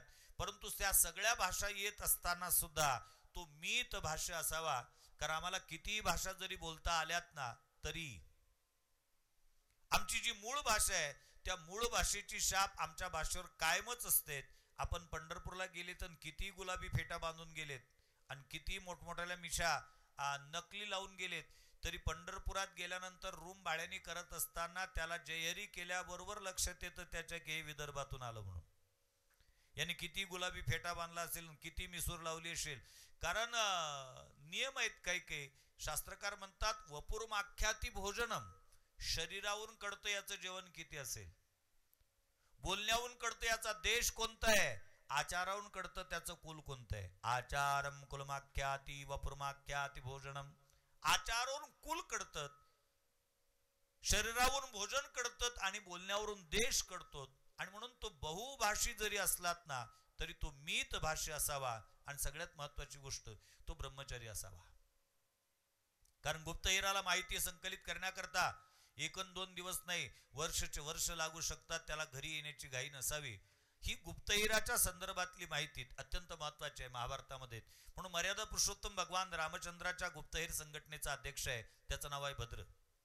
मर्यादा पुरुषोत्तम रामचंद्राचे त्यांचे फार जवळचे संबंध आहेत. मध्यरात्रीच्या वेळेला भद्र रामचंद्राच्या दालनामध्ये येऊन उभा राहतोय आणि भद्राच्या डोळ्यामध्ये अश्रूच्या धारा आहेत. रामचंद्र भद्राकडे पाहतात आणि त्या भद्राला सांगतात, भद्रा अरे काय वार्ता आणली आहेत, निसंकोचपणे सांग. भद्र बोलतच नाही, भद्र नुसता रडतोय. आणि त्याला कारणही तितकंच महत्वाचं आहे. मी कालच्या प्रवचनामध्ये तुमच्याशी एक वाक्य बोलून गेलोय. ज्या भावना व्यक्त करण्याकरता आमच्याकडे शब्द अपूर्ण पडत असतात त्या भावना अश्रुवाचं रूप धारण करून बाहेर पडत असतात. कारण शब्द ज्यावेळेला अपूर्ण पडतात, शब्दाची कमतरता ज्यावेळेला आम्हाला भासते त्यावेळेला आम्ही अश्रुवाचा मार्ग अवलंबत असतो. भद्र रडतोय. रामचंद्र भद्राला सांगतात, भद्राने संकोचपणे सांग, माझ्या प्रजेला माझ्यापासून तर काही त्रास नाही ना रे. माझ्यापासून काही त्रास नाही ना रे असा प्रश्न विचारल्यानंतर भद्र नकारार्थी मान हलवतो, प्रभू तुमच्यापासून नाही. म्हटले माझ्यापासून त्रास नाही तर मग कोणापासून त्रास आहे? बऱ्याचदा राज्य करत असताना असं होतं, राज्यकर्त्यांपेक्षा राज्यकर्त्यांच्या अनुयायांचाच प्रजेला जास्त त्रास असतो. आमदारापेक्षा आमदाराच्या भावाचा, खासदारापेक्षा खासदाराच्या स्वयंघोषित पियेचा, नाही का, याच लोकांचा त्रास, नातेवाईकांचाच त्रास अधिक प्रमाणात होतो. मग माझ्या भावाचा लक्ष्मणाचा तर त्या त्रास नाही ना? नाही. भरताचा नाही, शत्रुघ्नाचा नाही. एक एक नाव रामचंद्र उच्चारतात आणि भद्र नकारार्थी मान हलवतो. आता नाव राहिलाय ती सीतादेवीचं. त्यावेळेला रामचंद्र भद्राला सांगतात, भद्रा मग काही सीतेचा त्रास आहे का? सीतेच्या संदर्भात जनमत विरोधात आहे का? असा विचारल्यानंतर मात्र भद्रा अधिक रडतोय. रामचंद्र त्याला जवळ घेतात, कुरवाडतात आणि त्याला निसंकोचपणे बोलण्याकरता प्रवृत्त करतात. भद्रा निसंकोचपणे सांग, चिंता करू नको, मी तुला जीवदान देतोय. मला सांगताना एक गोष्ट प्रामुख्याने सांगावीशी वाटते. वाल्मिकी रामायणातला हा बारकावा तुमच्या समोर ठेवावा असं वाटतो की बाकीच्या रामायणाने किंवा प्रचलित अशा कथांनी असा सरळ आक्षेप घेतलेला आहे. कोणीतरी एक परीठ रामचंद्राच्या पत्नींवर अर्थात सीतादेवीवर आक्षेप घेतो की तो काय मी अयोध्येचा राम नाही, रावणासारख्या दुर्दांत राक्षसाकडे राहणाऱ्या सीतेला पुन्हा घरात घेईल म्हणून. असं कुठल्या तरी परीटाने स्वतःच्या पत्नीशी संवाद साधलात किंवा वाद घातलेला आहे आणि त्याची चर्चा अयोध्येत आहेत अशा पद्धतीचा उल्लेख वाल्मिकी रामायणामध्ये वाचण्याकरता मिळाला नाही. भद्र सांगतोय महाराज अयोध्येतल्या चौकात चर्चा आहे. आणि चर्चेचा विषय काय आहे? चर्चेचा विषय असा आहे, रावणासारख्या दुर्दांत राक्षसाकडे राहिलेली सीता, त्या सीतेला राम राज्याभिषेक प्रसंगी रामचंद्राच्या सिंहासनावर रामचंद्राच्या बाजूला वामभागाला बसण्याचा नैतिक अधिकार आहे का? अशा पद्धतीची चर्चा सद्यस्थितीमध्ये अयोध्येत चाललेली आहे. एवढा भद्र बोललात. भगवंतानी भद्राला सांगितलं तू जाऊ शकतो. भद्राला पाठवून दिलं आणि मध्यरात्रीत भगवान रामचंद्राने एक तातडीची बैठक बोलवली. ती समग्र मंत्रिमंडळाची नव्हती. त्याच्यामध्ये लक्ष्मणजी, भरत आणि शत्रुघ्न या तीन भावंडाला रामचंद्राने स्वतःच्या निजी दालनामध्ये एक स्वतंत्र दूत पाठवून बोलवून घेतलं. लक्ष्मणजी, भरतजी आणि शत्रुघ्न जे आले त्यांनी विचार केला असं काय आणीबाणीचा प्रसंग आला दादांवर की दादाने आपल्याला अगदी मध्यरात्रीमध्ये बोलवून घ्यावं. आणि ते दालनामध्ये आले. त्या दालनाचा दरवाजा स्वतः रामचंद्र स्वतःच्या हाताने बंद करतात आणि बंद केल्यानंतर इथं बोलवण्याचं कारण सांगतात. अगदी वातावरण धीर गंभीर बनलेलं आहे आणि त्या धीर गंभीर वातावरणामध्ये रामचंद्राने त्या सभेचं प्रास्ताविक करण्याकरता सुरुवात केलेली आहे. येथे जमलेल्या माझ्या बंधूंनो, मी तुम्हाला या ठिकाणी जे निमंत्रित केलेलं आहे ते तुमची सल्ला घेण्याकरता नाही. पहिलं वाक्य आहे रामचंद्रांचं. तुमची सल्ला घेण्याकरता मी इथं तुम्हाला बोलवलेलं नाहीये, तर मला जे काही हृदगत व्यक्त करायचं आहे, मला जे माझं मनोगत व्यक्त करायचं आहे ते सांगण्याकरता तुम्हाला या ठिकाणी बोलवलेलं आहे. म्हणजे या सभेचा पहिला नियम आहे, या सभेमध्ये मीच बोलणार, माझ्या व्यतिरिक्त कोणी बोलणार नाही. किंबहुना मी बोलत असताना माझं बोलणं तुम्ही नुसतं ऐकून घ्यायचं आहे, त्याच्यावर प्रतिसल्ला व त्याच्यावर आक्षेप घेण्याचा अधिकार कोणालाही राहणार नाही.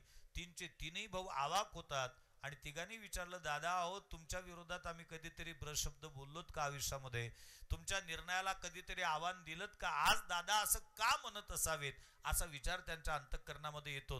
पण रामचंद्राने सभेचा नियम सांगितल्यामुळे कोणीच बोलत नाहीत आणि रामचंद्र बोलण्याकरता सुरुवात करतात की मी राज्यकारभार सांभाळत असताना, लोकांची आराधना करत असताना मला निर्णय घ्यावा लागतोय आणि तो निर्णय मी तुमच्या समोर व्यक्त करून दाखवतोय.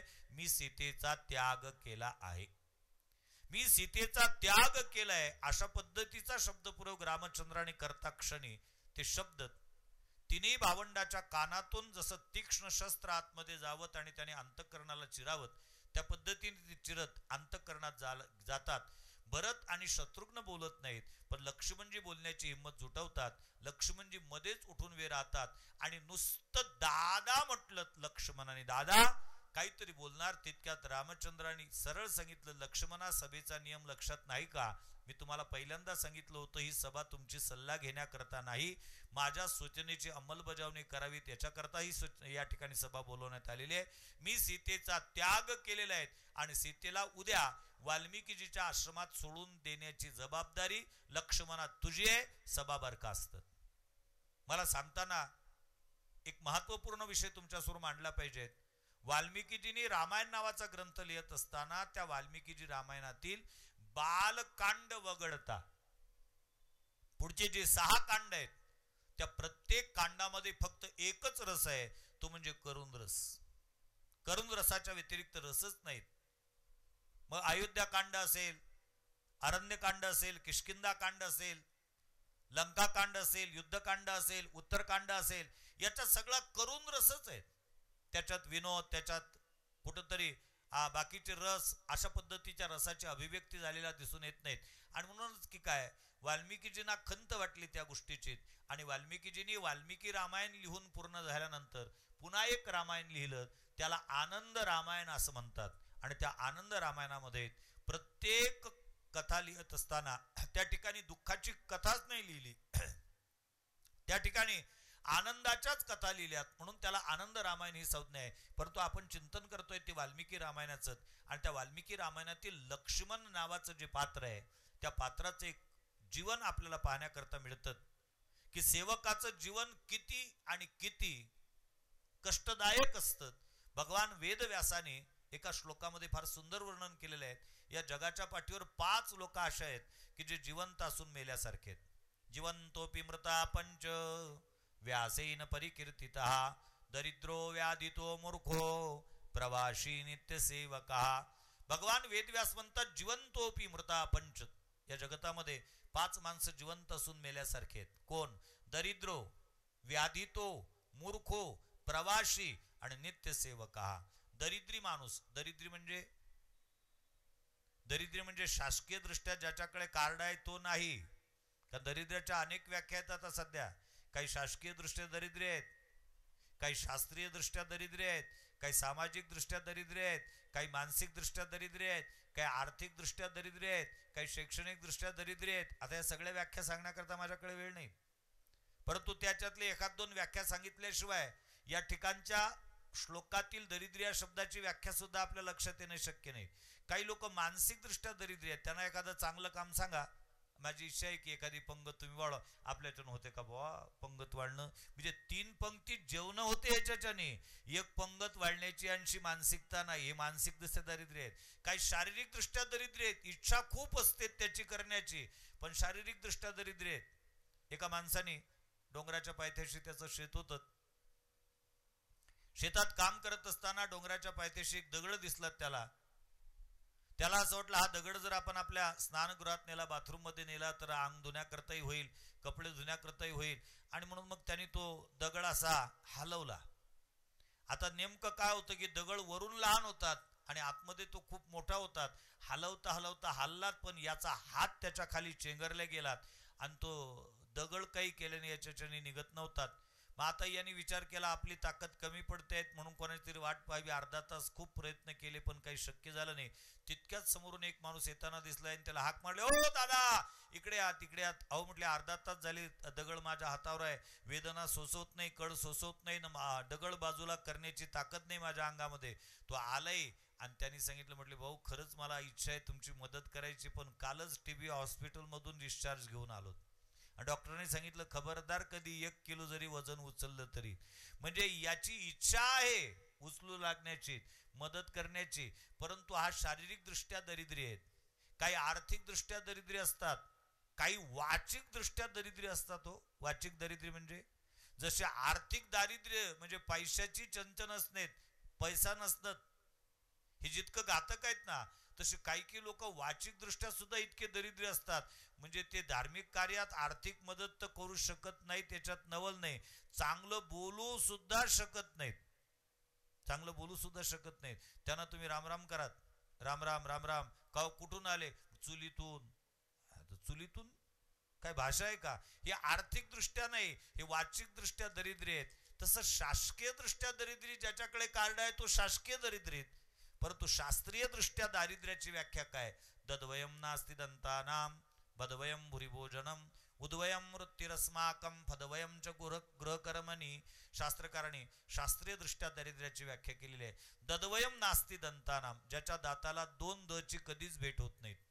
2 द कोणचे? दूध आणि दही. यांनी दूध प्राशन केलेलं असते ते फक्त आईच्या स्तनातील, आणि आईच्या स्तनातील ज्यावेळेला हे दूध पित होतं त्यावेळेला याच्या तोंडात दात नव्हते. आणि दुसरं म्हणजे दही, दह्याची आणि चवच पाहिली नाही. दही पडतं याच्या तोंडात शेवटच्या दिवशी, त्यावेळेला याच्या तोंडात दात नसतात. म्हणून ददवयम नास्ती दंतानाम भदवयम भुरी भोजनम. ज्याच्या जीवनामध्ये 2 भ आहेत, जेवणामध्ये भाकर आणि भाजी, याच्या पलीकडे काहीतरी पदार्थ असतो, त्याचे ज्ञानच नाही याला. उद्वयम वृत्तिरस्माकम. याच्या जीवनामध्ये 2 उ आहेत.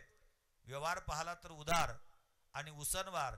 आणि याच्या जीवनामध्ये 2 फ आहेत. भांडे पाहिले तर फाटके आणि कपडे पाहिले, म्हणजे भांडे पाहिले तर फुटके आणि कपडे पाहिले तर फाटके.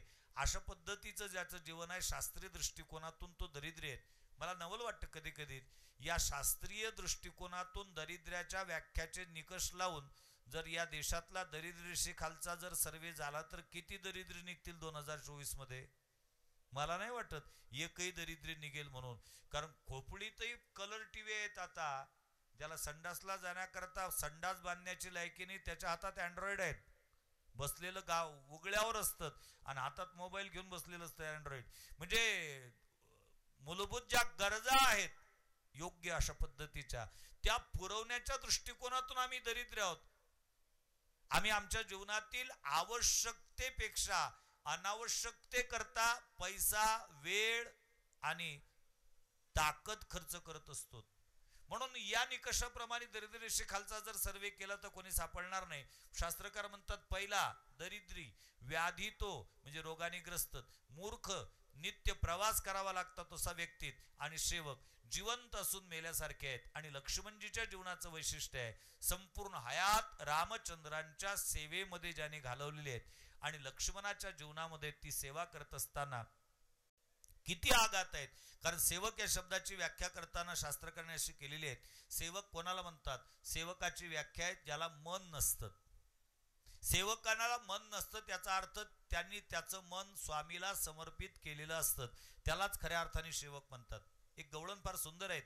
एक विषय तो सकळांचा हरी, एक विषय तो सकळांचा हरी, एक विषय तो सकळांचा हरी, एक विषय तो सकळांचा हरी. त्यांच्या आवडीने आवडी तरी, त्यांच्या आवडीने आवडी तरी, त्यांच्या आवडीने आवडी तरी, त्यांच्या आवडीने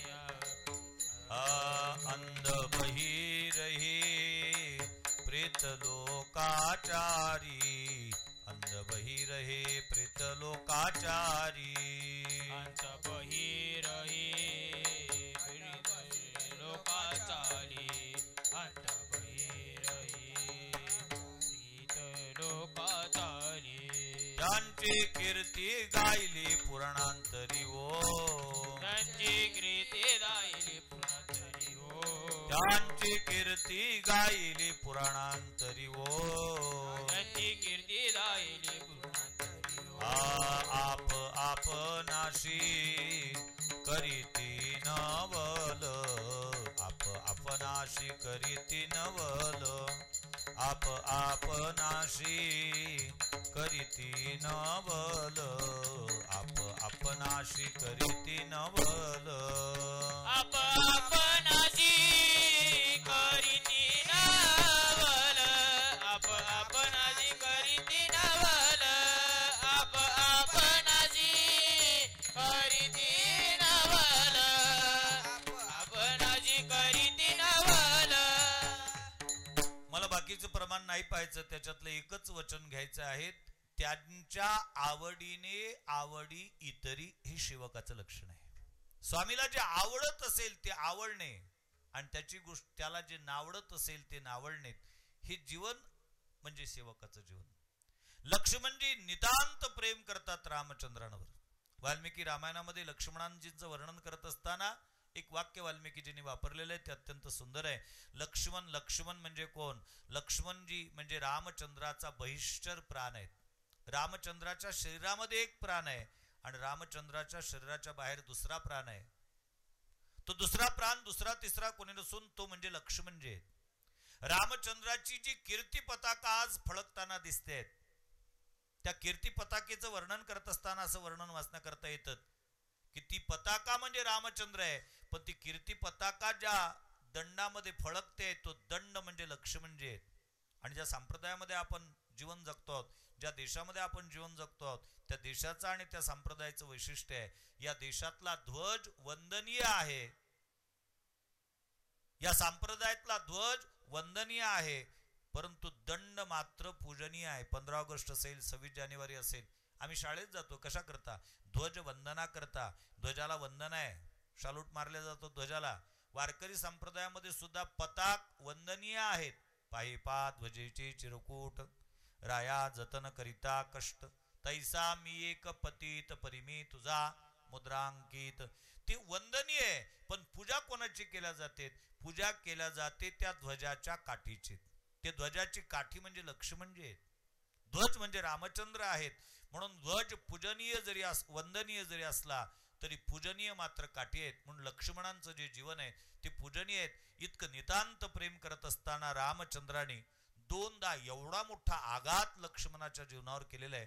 पहिला प्रसंग आहे तो ज्यावेळा रावण मारला गेला, आणि रावण मारल्या गेल्यानंतर सीतादेवी मर्यादा पुरुषोत्तम रामचंद्रांच्या भेटी करता येत आहेत.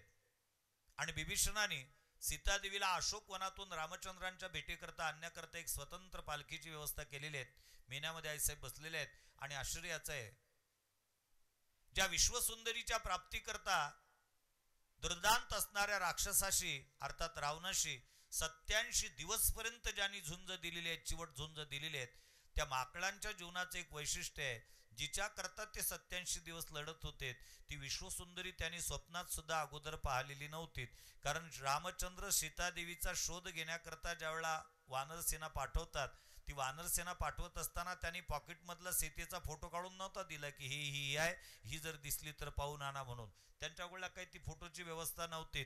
मग केवळ आणि केवळ तिच्या वेशभूषा, केशभूषा, तिचं आचरण आदी करून गुण खुना सांगूनच फक्त शोध घेण्याकरता गेलेल्या होत्यात. आणि एवढ्या सगळ्या वानरसेनेमध्ये एकट्यालाच युद्ध होण्याच्या अगोदर सीतादेवीचं दर्शन झालेलं होतं. ते म्हणजे बुद्धिमतां वरिष्ठम असणारे हनुमंतराय. याच्या व्यतिरिक्त कोणीही सीता डोळ्यांनी पाहिलेली नव्हती. आणि जिच्याकरता आपण युद्ध केलं आणि एवढा दुर्दांत असणारा राक्षस रावण, कुंभकर्ण आदी करून याचा पाडाव केला, इंद्रजिताचा वध केला. आणि आता ती संधी आपल्याला चालून आलेली आहे, ती सीता आपल्याला डोळ्यांनी दिसणार आहे. म्हणून एकमेकाच्या खांद्यावर उभं राहून कुद्या टाकून ते पाहतायत. पण सीतादेवी पालखीत होत्यात, त्या काही दिसू शकत नव्हत्यात. रामचंद्रांच्या लक्षात आलं आणि रामचंद्राने बिभीषणाला आदेश दिला, बिभीषणा तर सीतेला सांग पालखीत बसून नाही पायी चालत येत.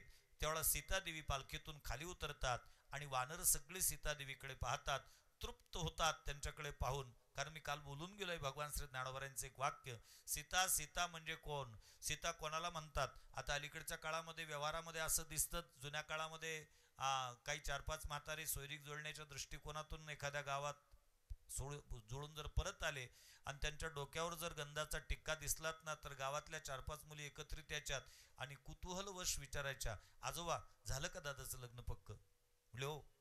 मग कसे वहिनी आमची? म्हणजे अत्यंत सुंदर आहेत. म्हणजे साहजिक आहे, सुंदर असणारच आहे, आमचा दादा दिसायला सुंदर आहे त्यामुळे ती सुंदर असलीच पाहिजे.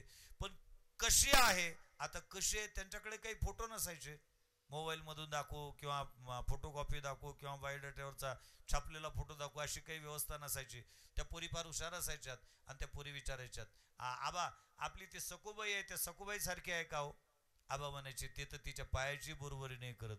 मग गंगूबाई सारखी आहे का? अगं म्हटली ते कुठं काढली गंगू, तिच्यापेक्षा सुंदर आहे. मग ते राधाबाई सारखी आहे का? गावातल्या जितक्या मुली असतील तितक्या सगळ्या मुलींचं नाव त्या मुली घेत होत्यात. आणि आजोबा त्या सगळ्या मुलींच्या ठिकाणच्या उणिवा दाखवायच्या आणि सांगायची माझी सून त्याच्यापेक्षा सुंदर आहे. आणि मग मात्र यांची उत्कंठा अधिक वाढायची. म्हणजे आपल्या गावातच तर इतक्या सुंदर सुंदर मुली आहेत, परंतु ही तिच्यापेक्षाही सुंदर आहे असं म्हणतात. मग ती कशी सुंदर असेल, किती सुंदर असेल? एखादी मुलगी विचारायची, मग सांगा ना आबा कशी आहे? तर मग आजोबा एकच उत्तर द्यायचे, अगं काय सांगू, माझी सून म्हणजे अगदी सीतेसारखीच आहे. सीते सारखीच आहे म्हटल्याबरोबर सांगणाऱ्याचंही समाधान आणि ऐकणाऱ्याचंही समाधान. सीतेसारखी म्हटले हो. आता पंचायत सांगणाऱ्यांनी सीता पाहिली नाही आणि ऐकणाऱ्यांनी सीता पाहिली नाही, पण समाधान. मग ठीक आहे ना, मुलगी सीतेसारखी आहे म्हटलं की समाधान होते. पण याच्या उलट जर एखाद्या पोरीने प्रश्न विचारला, आबा सीता कशी होती, म्हटले सीता म्हणजे आपल्या सखूबाई सारखी. आता सखूबाई सारखी सीता, सखूबाई सीतेसारखी मान्य करेल हो, पण सीता सखूबाई सारखी शक्य नाही. कारण भगवान श्री ज्ञानोबरायच फक्त सीतादेवीचं वर्णन करतात. लावण्य, गुण, कुळवती आणि पतिव्रता. सीता कशी, तिच्याकडे लावण्य आहे, तिच्याकडे गुणवती आहे, कुलवती आहे आणि पतिव्रताही आहेत. ही चार लक्षणं शक्यतो एकत्रित नांदताना दिसतच नाहीत. लावण्य असते तर गुण नसतात, गुण असतात तर लावण्य नसते, लावण्य आणि गुण असेल तर कुळवान नसते. लावण्य, गुण आणि कुळवान असलेली जी काही आहे ती पतिव्रता असेलच याची शाश्वती नसते. या चारही गोष्टी एकाच स्त्रीच्या ठिकाणी दिसतात, त्या म्हणजे सीतादेवीच्या ठिकाणी. त्या सीतादेवीचं दर्शन सगळ्या माकळांना झालं आणि सगळ्या माकळांना आनंद वाटलात आणि आनंदाच्या भरामध्ये ते मर्यादा पुरुषोत्तम रामचंद्रांच्या नावाचा जय जयकार करतात. आणि जय जयकार केल्यानंतर सीतादेवी रामचंद्राच्या समोर तोपर्यंत येऊन उभ्या राहतात. समोर उभ्या आल्याबरोबर रामचंद्र सीतादेवीला सांगतात, हे सीते, माझं राज कर्तव्य या नात्याने रावणाने तुला चोरून नेल्यानंतर तुला सोडवणं ही माझी जबाबदारी होती, माझं कर्तव्य होतं. ते कर्तव्य मी पार पाडलेले आहेत. आजपासून तू मुक्त आहेस, तुझ्या इच्छित गंतव्यस्थानापर्यंत जाण्याकरता मोकळे आहेस, तू कुठेही जाऊ शकतोयस. अशा पद्धतीचं वाक्य ज्यावेळा रामचंद्राच्या मुखातून बाहेर पडतं त्यावेळा नुसतं सीतादेवीच्याच नाही, प्रत्येकाच्या कानातून ते शब्द आतमध्ये जात असताना शब्द शब्द म्हणून जात नाहीत, शब्द शस्त्र म्हणून जातात. त्यांच्या अंतःकरणाला चिरत ते आतमध्ये जातात आणि प्रत्येकाच्या मुखातून एकच वाक्य बाहेर निघतं, तोच का तो राम. रावणाने सीतेला नेल्यानंतर झाडाझुडपाला आलिंगन देत असताना हा सीते म्हणून आलिंगन देणारा तोच का तो राम. इतकं मोठं युद्ध केलं आणि युद्ध करून त्या सीतेला सोडवल्यानंतर हा राम सीतेचा अंगीकार न करता तिला सांगतोय तू मोकळी आहेस. पण विचारणार कोण, तिथं सुद्धा लक्ष्मणजींनी पुढाकार घेतला. सांगितलं, दादा काय म्हणता तुम्ही, वहिनीला मोकळं करून देतात म्हणजे तुम्ही तिचा स्वीकार करणार नाही का. तेवढं रामचंद्राने सांगितलं, लक्ष्मणा तिचा स्वीकार करेल, परंतु सीतेचा स्वीकार करण्या अगोदर त्या सीतेने माझी होण्याकरता पुन्हा अग्निपरीक्षा दिली पाहिजेत. अग्नि परीक्षेतून जर ती उत्तीर्ण झाली तरच मी तिचा स्वीकार करेल. आणि त्याही वेळेला लक्ष्मणाने आक्षेप नोंदवण्याचा प्रयत्न केला होता, दादा माझ्या वहिनीची अग्निपरीक्षा घेण्याची भाषा बोलतात, त्या खरंच पतिव्रता आहेत, काय गरज आहे. रामचंद्राने लक्ष्मणाची सल्ला घेण्याच्या अगोदर, त्याला काही बोलू देण्याच्या अगोदर त्याही वेळेला आदेश पारित केला होता, सीतेने अग्निपरीक्षा दिली पाहिजेत आणि त्या अग्निपरीक्षेकरता लागणारे लाकडं लक्ष्मणाने गोळा करून आणले पाहिजेत. माकळांना आदेश नाहीत दिलात रामाने, लक्ष्मणाला आदेश दिलात. आणि सेवकाचं जीवन कसं असतं ते इथं दिसून येतं. कदाचित मालकाने घेतलेला निर्णय आहे तो आपल्या बुद्धीला पटत नसेल म्हणजे तो योग्य नाही असं म्हणण्याचे कारण नाही. आपली बुद्धी कुठंतरी कमजोर पडते, कारण आपला दादा चुकीचा निर्णय कधीच घेऊ शकत नाही, ही मानसिकता लक्ष्मणाची आहे. मी एक वाक्य सांगतो पहा, एखादा कमजोर माणूस आर्थिक दृष्टिकोनातून असेल, शारीरिक दृष्टिकोनातून असेल, शैक्षणिक दृष्टिकोनातून असेल, तो कोणाच्या आज्ञेचं पालन करतो कमजोर, याच्यात काही विशेषता नाही. बलवान असताना, सर्वशक्तिमान असताना जीवनभर समोरच्याच्या अधीन राहणं ही सामान्य गोष्ट नाही. हे लक्ष्मणाला शोभण्यासारखे आहेत. त्यावेळचे लाकडं सुद्धा लक्ष्मणाने आणलेले आहेत. आणि आता सीतादेवीचा त्याग करण्याचा निर्णय रामचंद्राने घेतला आणि तो जाहीर केल्यानंतर आक्षेप ज्यावेळेला लक्ष्मणजी घेतात त्यावेळेला त्या सीतेला वाल्मिकीजीच्या आश्रमात सोडून देण्याची जबाबदारी लक्ष्मणा तुझी आहे असं म्हणून रामचंद्र सभा बरखास्त करतात. आणि ती सभा बरखास्त झाल्यानंतर ती जबाबदारी लक्ष्मणजीलाच पार पाडावी लागते. तो विषय मी पुढे सांगणार आहे, पुढे कायम करणार आहे.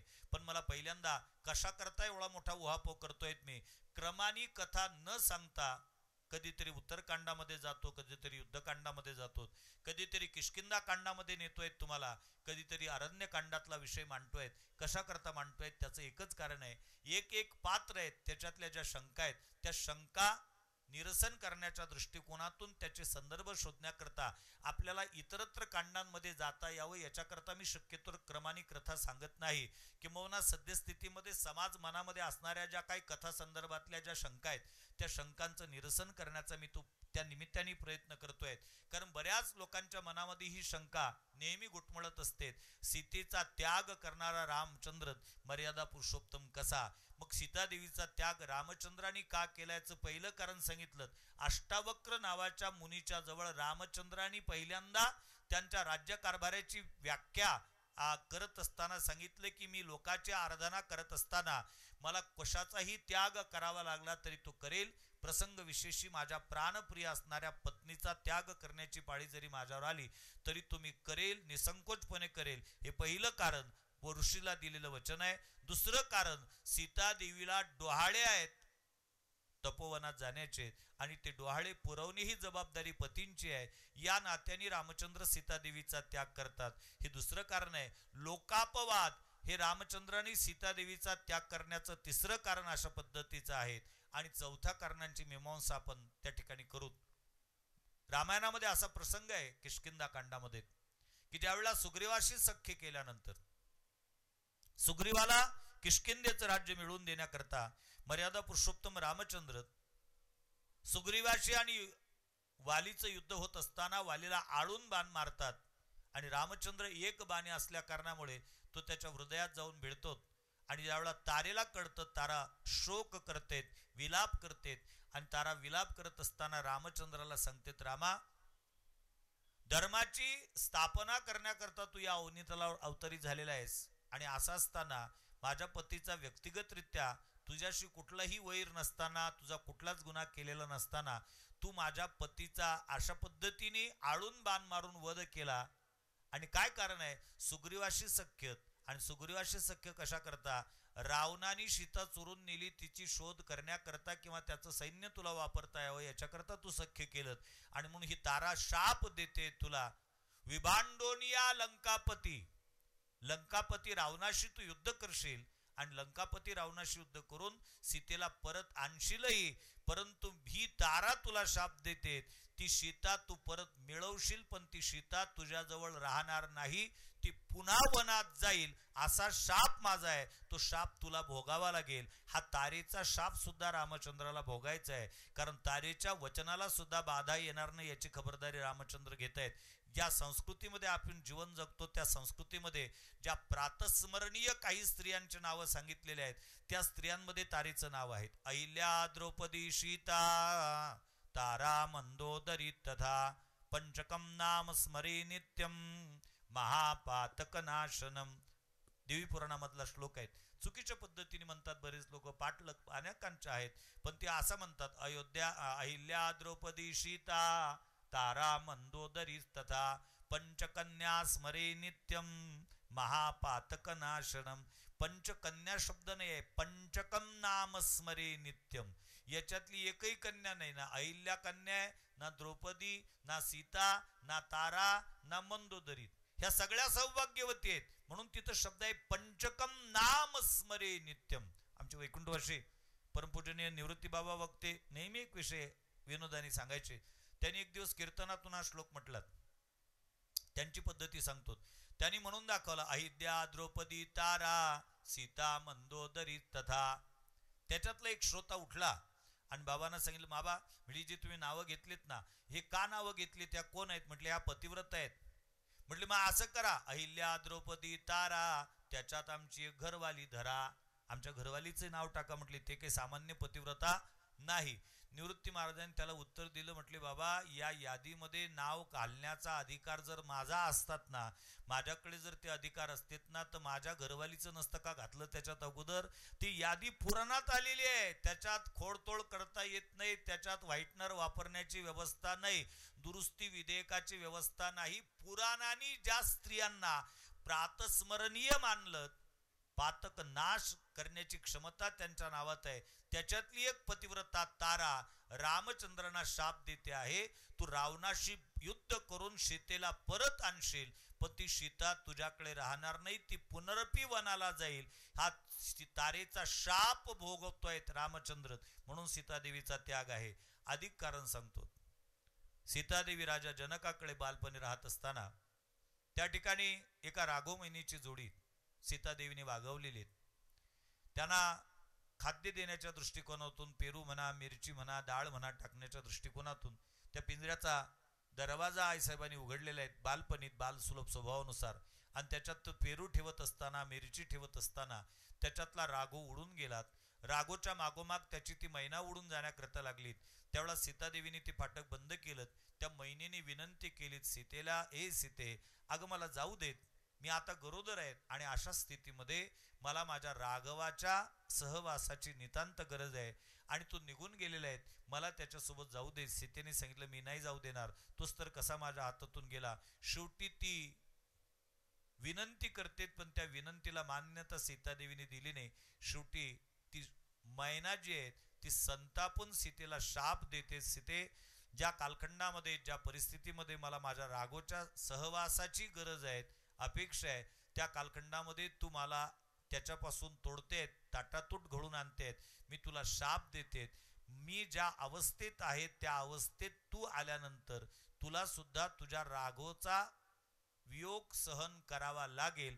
हा शाप मैनेचा आहे आणि म्हणून मग गरोदर अवस्थेत असताना सीतादेवीला रामचंद्रांचा वियोग सहन करावा लागतो. याच्याकरता आधार म्हणून मी प्रमाण देईल. भगवान श्री ज्ञानोबाच्या गाथेमध्ये एक फार मोठा अभंग आहे आणि त्या अभंगामध्ये फार सुंदर चिंतन मांडलंय. मानवी जीवन जगत असताना मानवी जीवनामध्ये प्राप्त होणारे जे काही सुखदुःखादी भोग आहेत, त्या सुखदुःखादी भोगाचा जर विचार केला तर आमच्या जीवनातला कुठलाही भोग आमच्या पूर्व सुकृत म्हणा किंवा पूर्व दुष्कृतावरच अवलंबून असतो.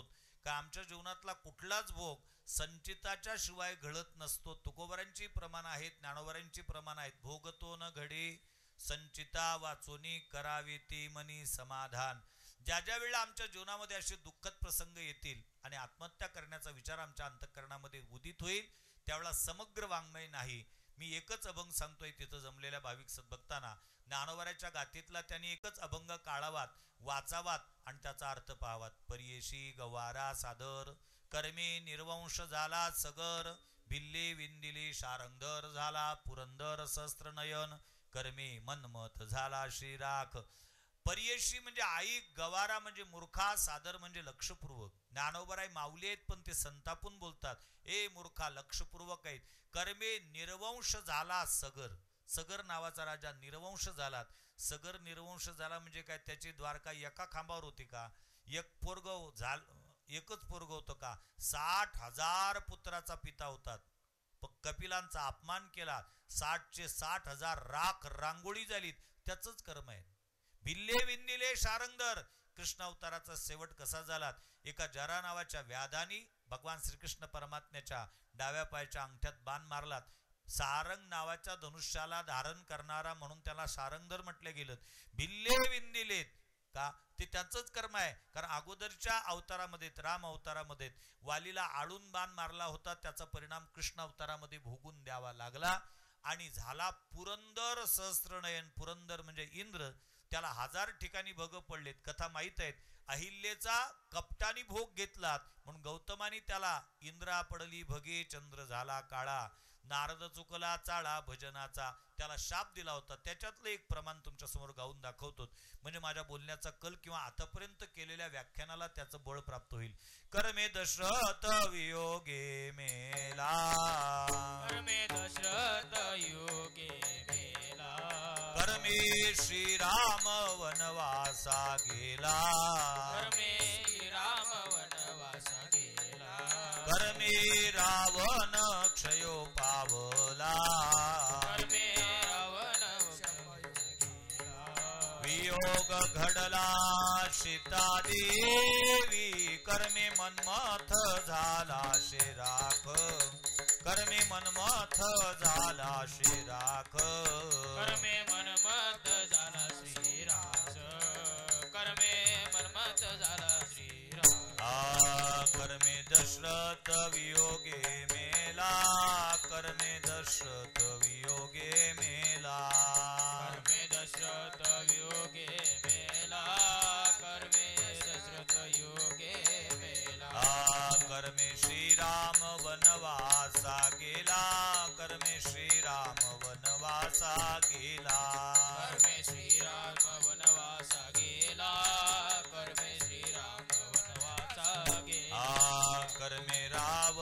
शयो पावला कर्मे रावण शयो पावला कर्मे रावण शिवपा गेला कर्मे रावण शिवपा गेला वियोग घडला सीता देवी योग घडला सीता देवी वियोग घडला सीता देवी योग घडला सीता देवी कर्मे मनमथ झाला शिराख कर्मे मनमथ झाला शिराख कर्मे मनमथ झाला शिराख कर्मे मनमथ झाला शिराख कर्मे मनमत झाला ते राख कर्मे मनमत झाला ते राख कर्मे मनमत झाला ते राख कर्मे मनमत झाला ते राख कर्मे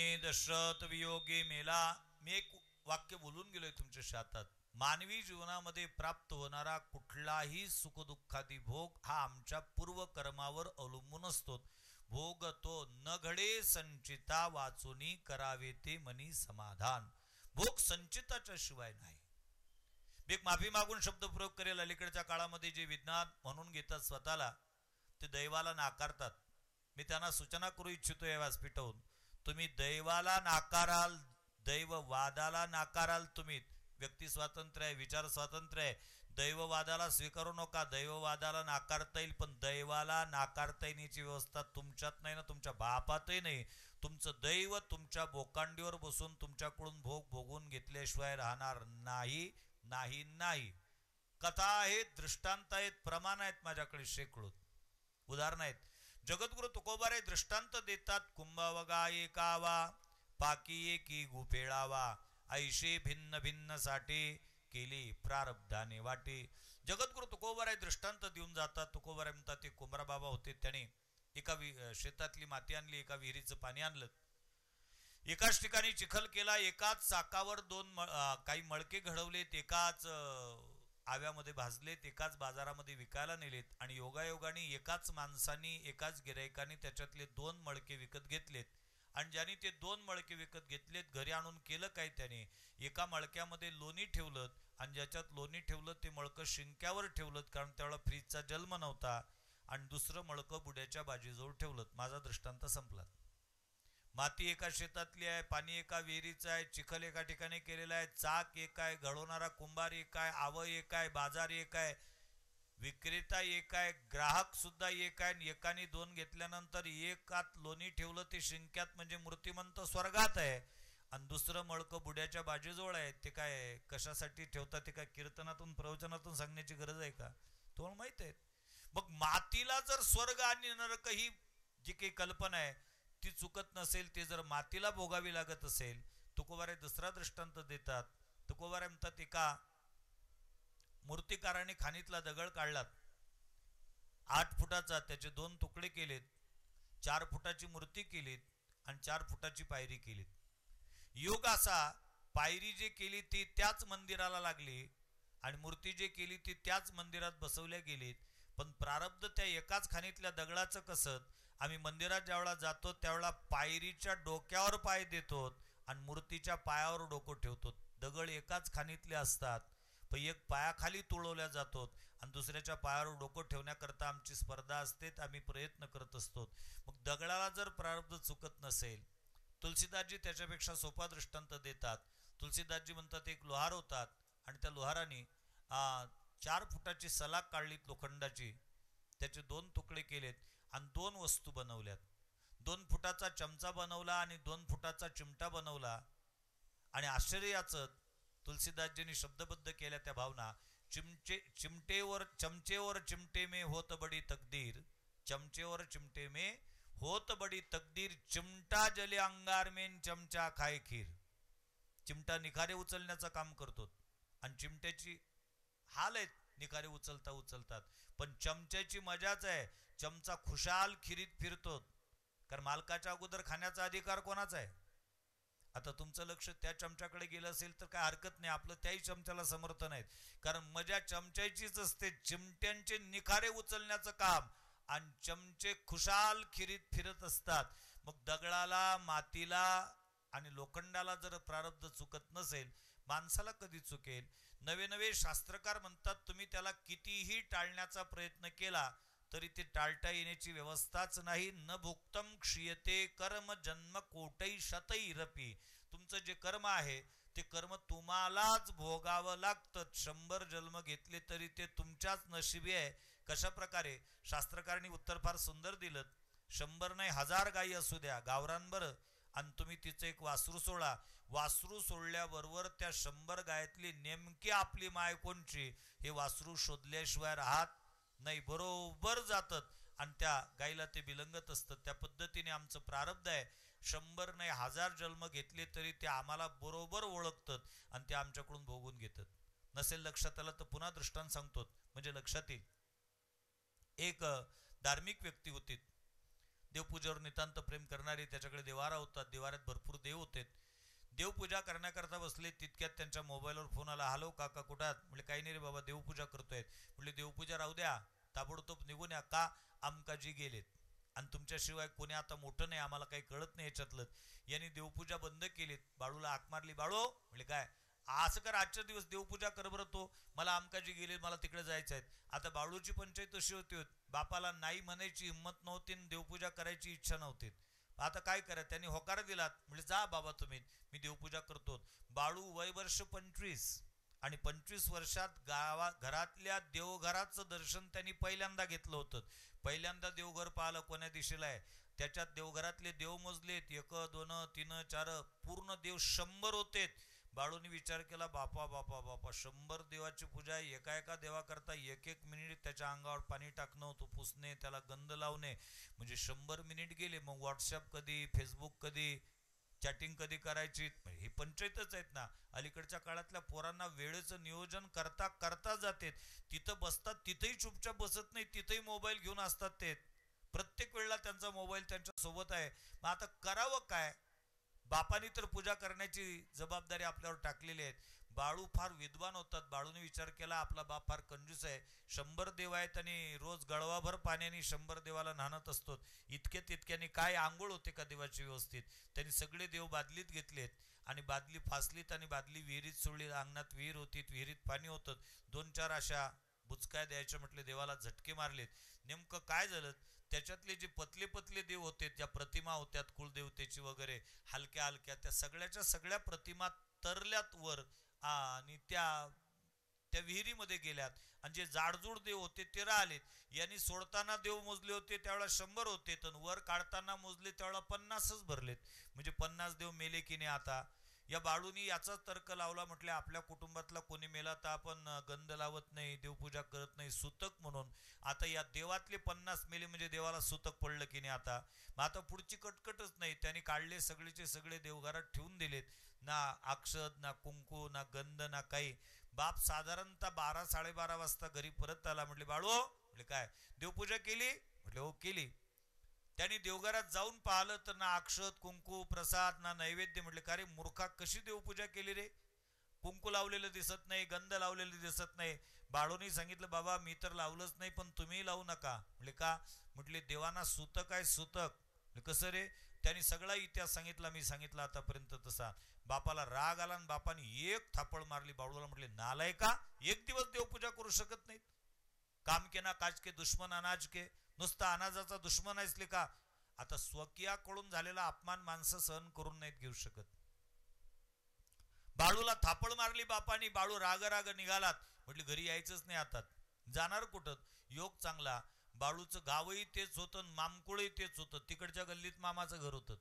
भाऊ जाऊन जाऊन कुठं जाईल? मामाच्या घरी गेला 12:30 वाजतात. मामी एकट्याच होत्यात घरीत. मामीनी बाळूला पाहिलं आणि मामीनी सांगितलं, बरं झालं म्हटले भाचोबा तुम्ही आज आलेत.